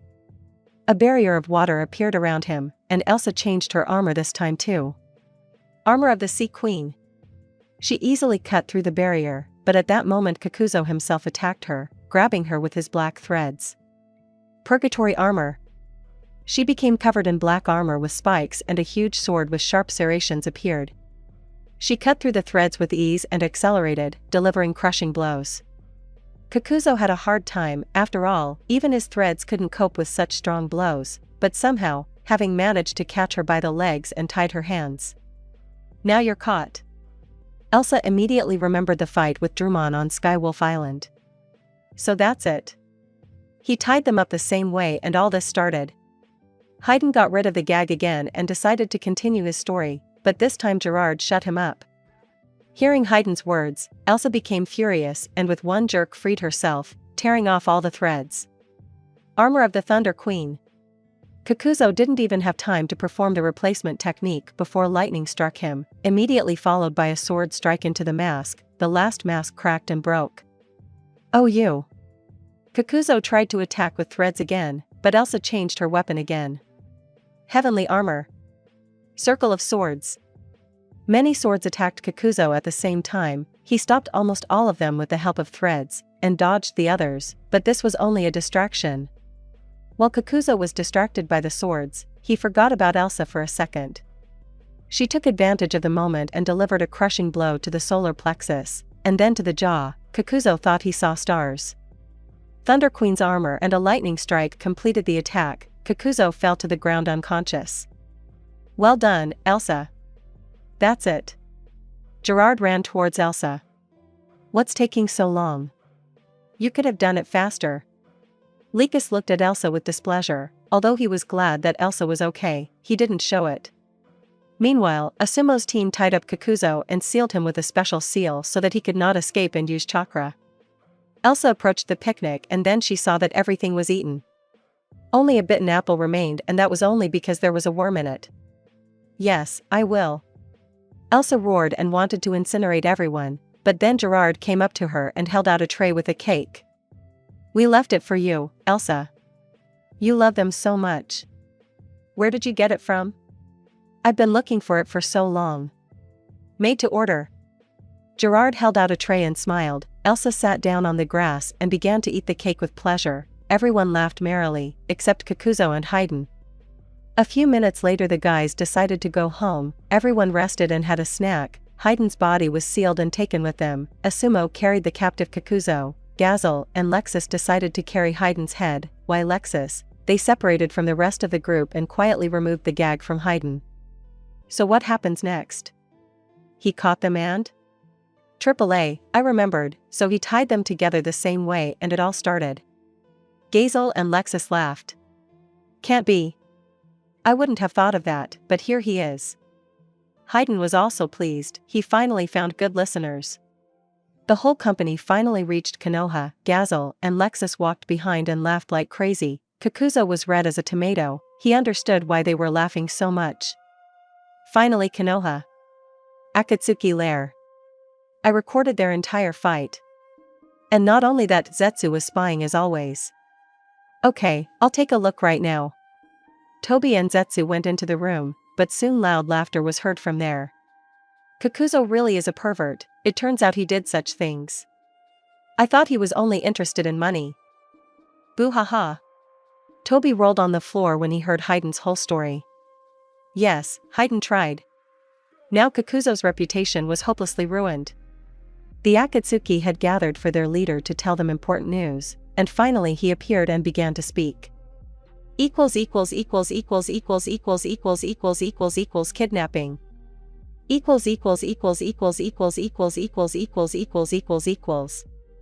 Finally, the whole company entered Konoha, but there they were met by a joyful Hokage and a very angry master, who quickly sobered up from worrying about his guys when he found out that they had escaped from the guild in search of the Akatsuki. Where have you been, punks? The master grew several times larger. Yes, it's because of you. Empty-headed, I almost had a heart attack.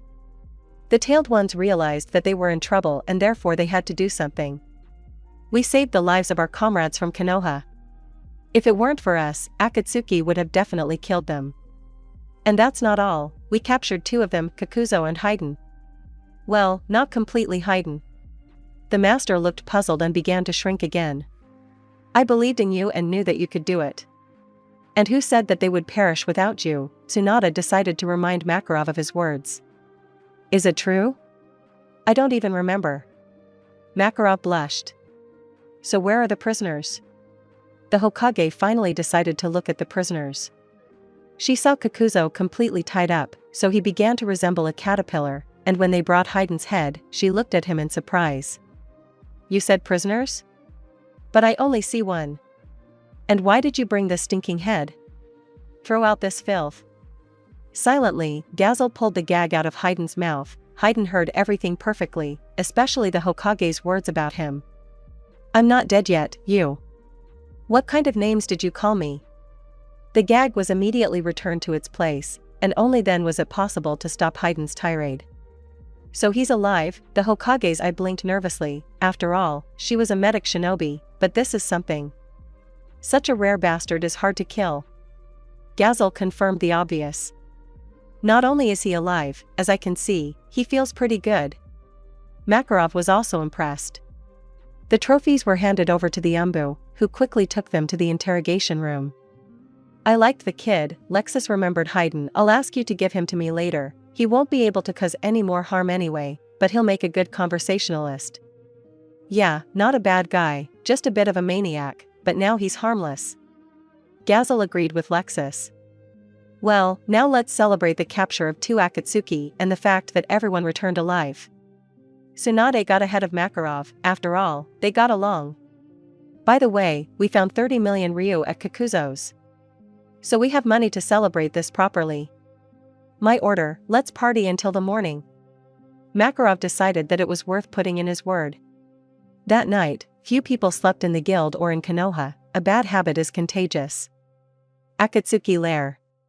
Haydn and Kakuzo were defeated and, what's more, captured. Everyone looked at each other. No one expected such a turn of events.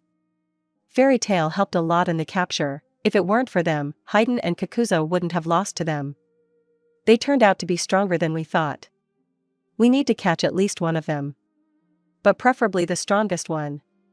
Itachi and Keisame, go to Konoha today and catch one of their guild. Choose the strongest one. Keisame smiled. It was clear that he was happy with the new order. Itachi did not show any emotions. Let's set out, Itachi said briefly, and the unlucky couple set off. I hope they can handle it. I told them to attack early in the morning and as quietly as possible, while they are sleeping.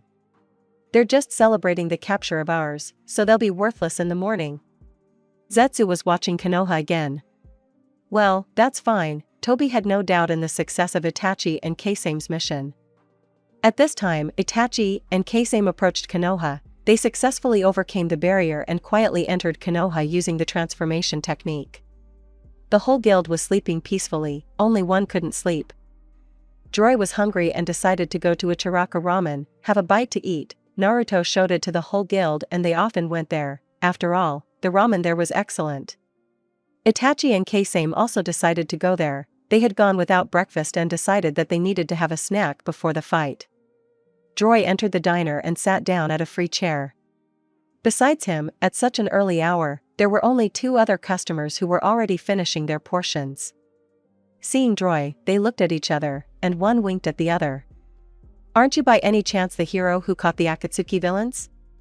Joy was extremely pleased that he was called a hero and decided to lie and embellish a little. He's the one. I took part in it. At first he wanted to say that he single-handedly defeated all of Akatsuki, but he realized that was too much. The visitors looked at each other. And if it's not a secret, what kind of magic do you have? Maybe you make iron or lightning? I am much stronger than some Lexus, Gazelle, or Natsu. They are not fit to hold a candle to me. I create plants and trees and can control them. Itachi, hearing these words, realized how lucky they were. They had just come across a copy of the first Hokage. He can also do Mokuton. Wood element. Now we need to catch him quietly and get rid of him as quickly as possible. The Genjutsu won't take him, and if they start a fight, the others will come running. Although Itachi didn't want to do this, but the order is above all. Itachi quietly took out a bottle and dropped it into Joy's portion when Keisame distracted him. Joy swallowed his portion without noticing anything. Meanwhile, Itachi and Keisame were waiting for him outside. They waited for quite a long time. After all, Joy ate a lot. He finally came out of the diner. Keisame immediately jumped up from behind and knocked out Joy with one blow. Not bad, this elixir has a strong calming effect, so it's easier than ever to catch the enemy off guard. Itachi was pleased with the result. Everything was done cleanly and without noise. Keisame lifted Joy onto himself and groaned. Even a trained shinobi had a hard time carrying such a bulk. What did he eat? He's hanging a whole ton. It's hard to carry this fatso and samahata at the same time. Don't whine, a worthy reward awaits us. Itachi, why can't you help me? After all, you're on the easy side. I'm the last of the Uchiha clan. And if I overexert myself and die, the clan will cease to exist. And your younger brother? This fool will never restore the clan. With such actions he greatly reduces his chances of survival. Yes, you're right. Your little brother definitely won't be able to revive the clan. You're unlucky with him. The trio used a camouflage technique to escape from Konoha while Fairy Tail was unaware of the kidnapping. Kidnapped a comrade. Well, hold on Akatsuki.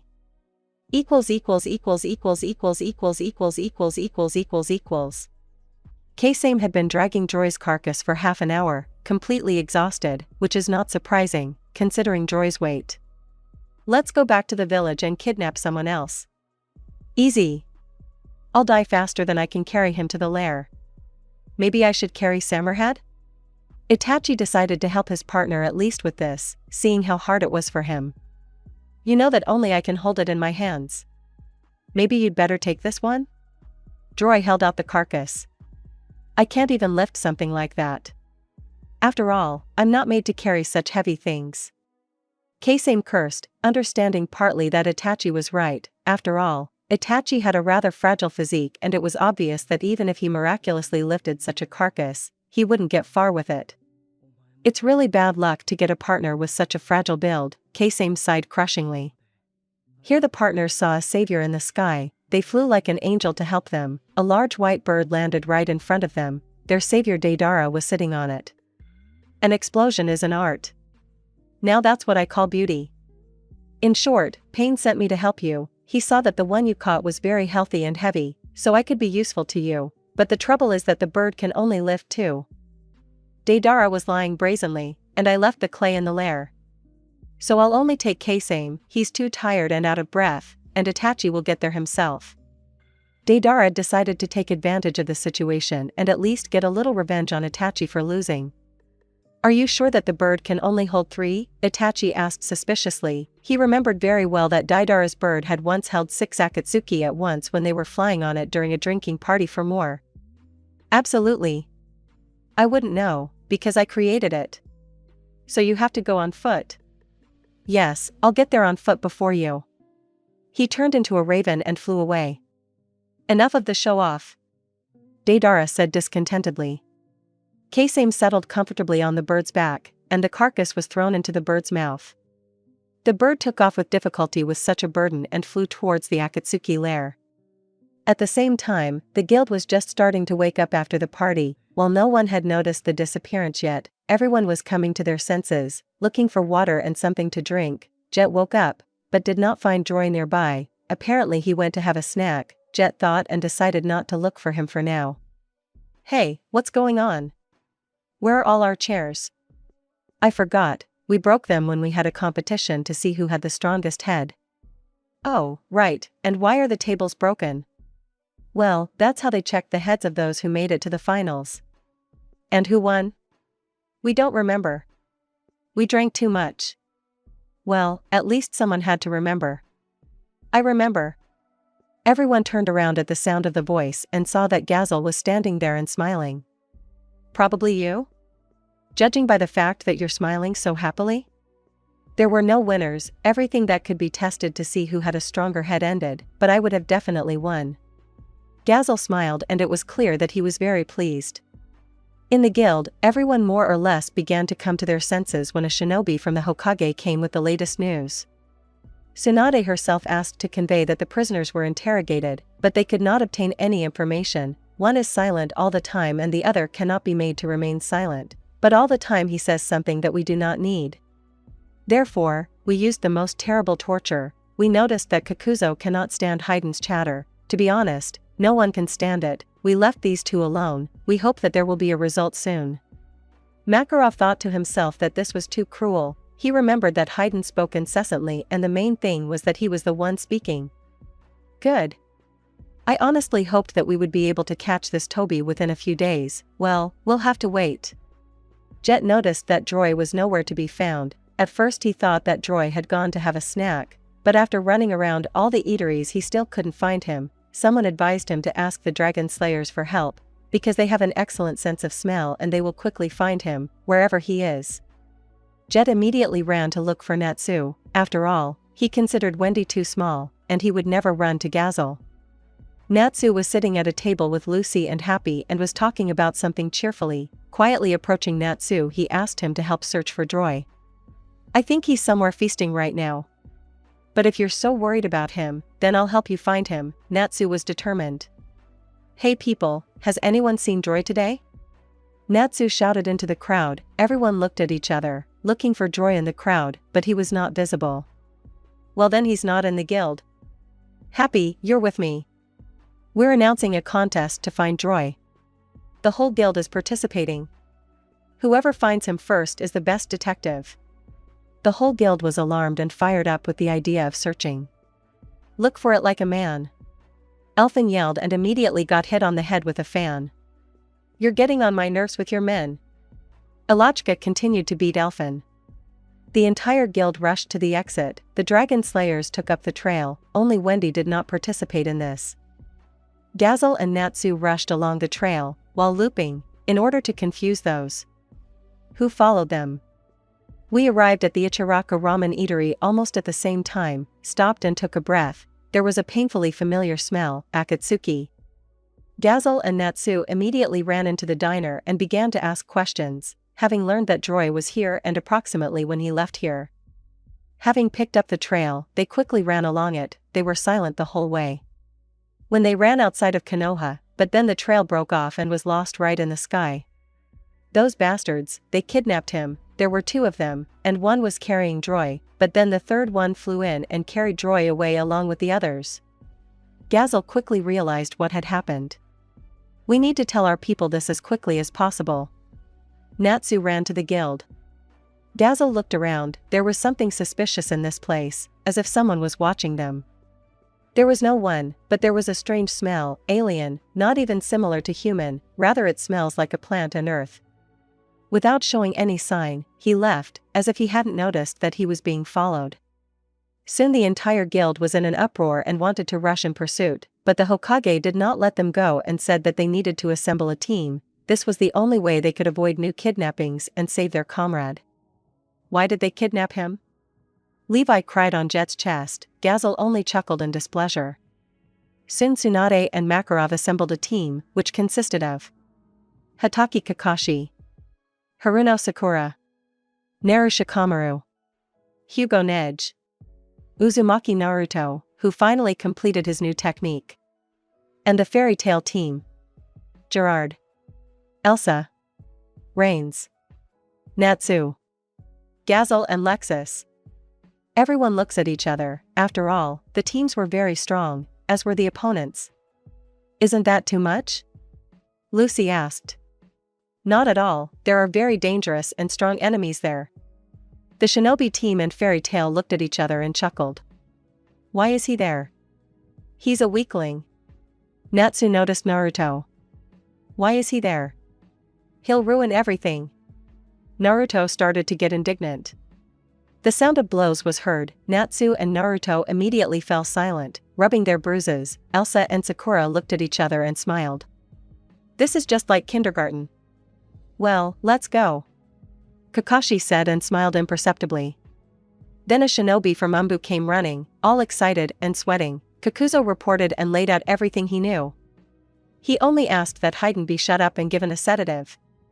Tsunade smiled contentedly. After all, Haiden brought Kakuzo to a white knee. And he also asked that Haiden never be shown to him again. Here are the coordinates of the nearest lair, and if we compare them with what the dragon slayers found, we can figure out where the Akatsuki took Joy.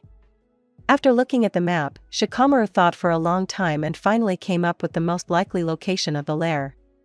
I knew you could do it. The Hokage praised Shikamaru. Everyone got ready and set off. Everyone understood that they had to hurry. Akatsuki Lair. A flock of crows flew into the lair and gathered and took shape. Itachi returned earlier than Deidara. A few minutes later a large white bird flew in. It moved somehow, looked very tired, flew into the cave and put Joy down and immediately disappeared. Well, it's heavy. Even my creation had a hard time carrying it. Deidara was surprised. And I carried it on myself. Kasame complained. Pain and Toby approached the unconscious body. Here we are. Or weren't you expecting this? Two figures approached the unconscious Joy, one covered in piercings and with red hair, the other wearing a mask with a spiral pattern. There's so much nonsense in him. Toby immediately assessed Joy's considerable weight. It doesn't matter, the main thing is you caught one of them. I'll get all the information out of him right now. Payne approached the body, took his head in his hands and concentrated. Several minutes passed and Payne's facial expression began to change before our eyes, first surprise, then bewilderment and even those emotions that Akatsuki hadn't even noticed in him before. Payne stood up and released his head from his hands. Joy groaned and began to slowly come to his senses. He wanted to get up, but was tightly bound with chains. I have learned everything I need, but there is still much that is incomprehensible and strange to me, Payne said. Approaching Joy, he looked into his eyes. How did you manage to eat so much in one sitting? I've seen a lot, but something like this. And how is it that your guild hasn't become an alcoholic yet? At this rate. If Akatsuki drank so much, we wouldn't be here now, well, except for Haydn. There was a soft cough. This was Toby deciding to interrupt Payne, hinting that it was enough of this nonsense. Payne's face became stony again. I know everything about you and your guild. Their strength, abilities, and even about your world, as well as who is really the strongest. But I'm strong too. I won first place in the competition. I know that too, in the pork rib eating competition. How do you know that? Joy exclaimed in amazement. But I was so proud of it. I won against Natsu, Gazel, Lexus, and the others. And you're proud of this? Payne was amazed. Although, if you think about it, this is the only thing you can be proud of. Itachi and Kasami looked at each other. They realized that they had screwed up badly. Deidara smiled ominously, feeling that Itachi had failed the mission by catching the wrong one.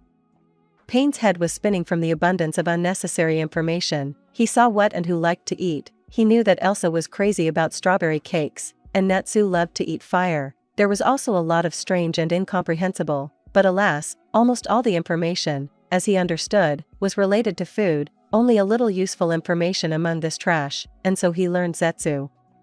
He also learned that the strongest members of the guild spent time on the island and were sealed. Somehow he was able to make out their faces in order to convey to the rest of the Akatsuki who exactly they should hunt.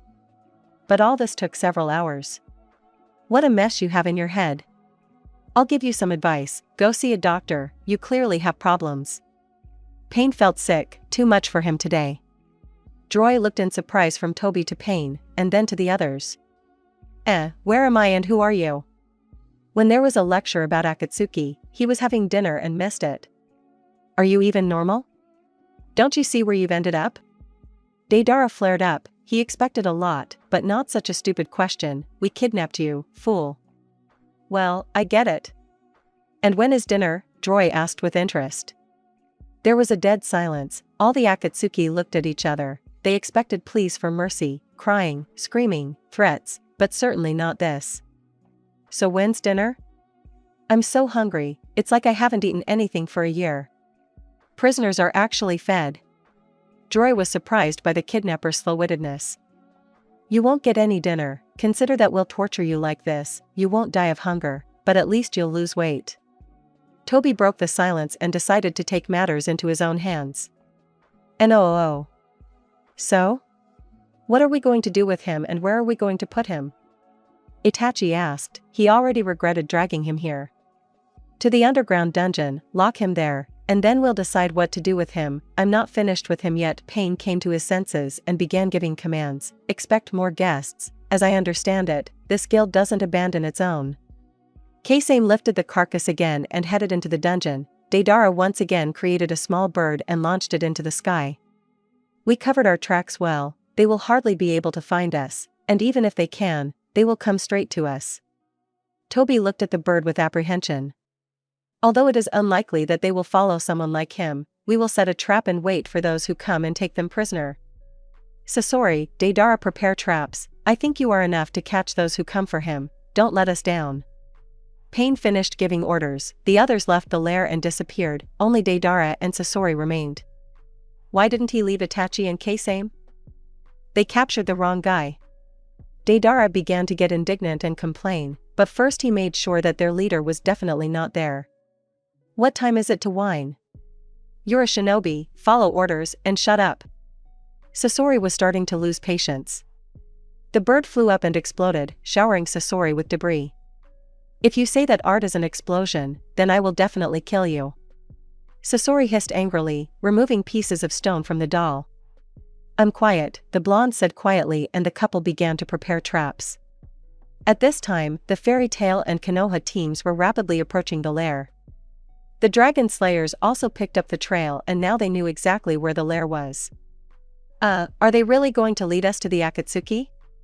Kakashi asked with confusion. After all, he wanted to use the summoning technique and call a squad of shinobi dogs, but the tailed ones said that the dragon slayer's sense of smell is much stronger than a dog's and there is no way to hide from it. They soon reached the supposed lair. It was a large rock with a huge boulder that sealed the entrance. There was also a seal at the entrance. Kakashi looked around and took a closer look at the seal. Without a doubt, this is the seal of the 5 elements. You need to remove 5 seals at the same time, and there are probably traps set there. Clever. Niji, find out the location of the seals and we'll move out. Wait a minute. You said there were traps there? I think it's stupid to go there if the enemy has prepared a trap. Gerard knew a lot about traps and dirty tricks. Let your blonde Naruto create clones and they will remove these seals. You're right, it's impossible to harm the clones and everyone will stay here, and at the same time we'll find out what traps there are. Kakashi was surprised that he hadn't thought of this himself. Shikamaru felt like a superfluous person. Niji quickly found the seals and Naruto's clones ran. They removed all the seals. Copies immediately appeared, but Naruto dispelled the technique and the copies also disappeared. I'm done, Naruto reported. The trap is disarmed. Niji looked around the lair again. There are only 2 enemies left there and 1 more underground. Okay, now we'll break the stone. Naruto's clones will go first in case of a trap. The stone will destroy Natsu. He will simultaneously destroy the stone and blow it up. Shikamaru decided to take part too. He had time to study the abilities of his new allies. Well, hold on Akatsuki, I'm all on fire. Natsu yelled and his whole body was covered in tongues of flame. He ran up Fire Dragon's crushing fist. The stone exploded and many fiery fragments fell into the hall where Deidara and Sasori were sitting. Naruto's clones ran there. A large block of stones fell on the clones and they disappeared. It's just that the trap worked in vain, they were clones. Sasori was disappointed, so much work and then this. The smoke cleared and a cry was heard. Kill the goats. And the whole crowd rushed inside. Amateur demolitionist and puppeteer.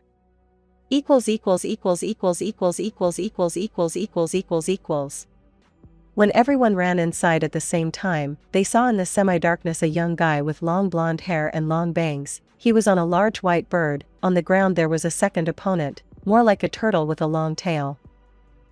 Who else is a goat here? You will answer for the goat. Deidara was outraged that he was called a goat. He considered himself a creator, but certainly not the animal that he was called. Sasori at first decided to remain silent, but changed his mind and pointed his tail at Deidara. There is only one goat here and it is him. He decided to take revenge for the bird after all. Kakashi looked at them and took out a book where there were S-class criminals. Deidara from the Hidden Stone, terrorist, detonator. Clearly, he is an amateur demolitionist. Kakashi concluded. It looks like this is Sasori from the Hidden Sand. He has a puppet technique. He is very dangerous. They say that he uses various poisons. Kakashi continued to inform. Natsu was about to rush into attack, but Elsa's blow stopped him. Fool. That's what they're waiting for. For someone to rush into an attack like that. Didn't you hear Kakashi?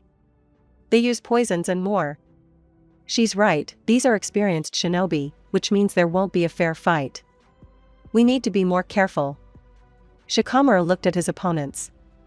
Deidara and Sasori were also in no hurry to attack. Everyone understood that the opponents were strong, but then Deidara, with the help of a spider, explodes part of the wall and flies up on a bird. Forgive me, Sasori-sama, but there is little room for my art here. Deidara, don't make me angry, you know what I'm like when I'm angry. Sasori hissed and his tail darted towards Deidara, but it had already managed to fly out of reach. So he explodes? I see. He creates animals out of clay like that spider and explodes them. They can move. If it's clay, Then he uses the earth technique, Shikamaru quickly concluded. After all, he was a genius also. His clay animals can fly, like that bird, and the lightning technique is well suited to the earth technique, and we have a walking lightning, Lexus, who has much more lightning than any shinobi with the lightning element, and he can fly. He also needs someone who knows the intricacies of fighting shinobi, so Kakashi will go with him. Shikamaru quickly made a plan. I'll go with him too, I can fly. Gerard understood that Lexus was very impulsive and in battle this could work against him. Isn't it too many people for this puppeteer? He's alone.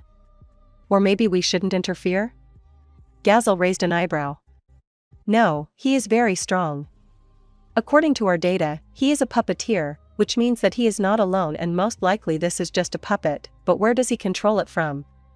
Shikamaru looked around in search of the puppeteer. He's inside.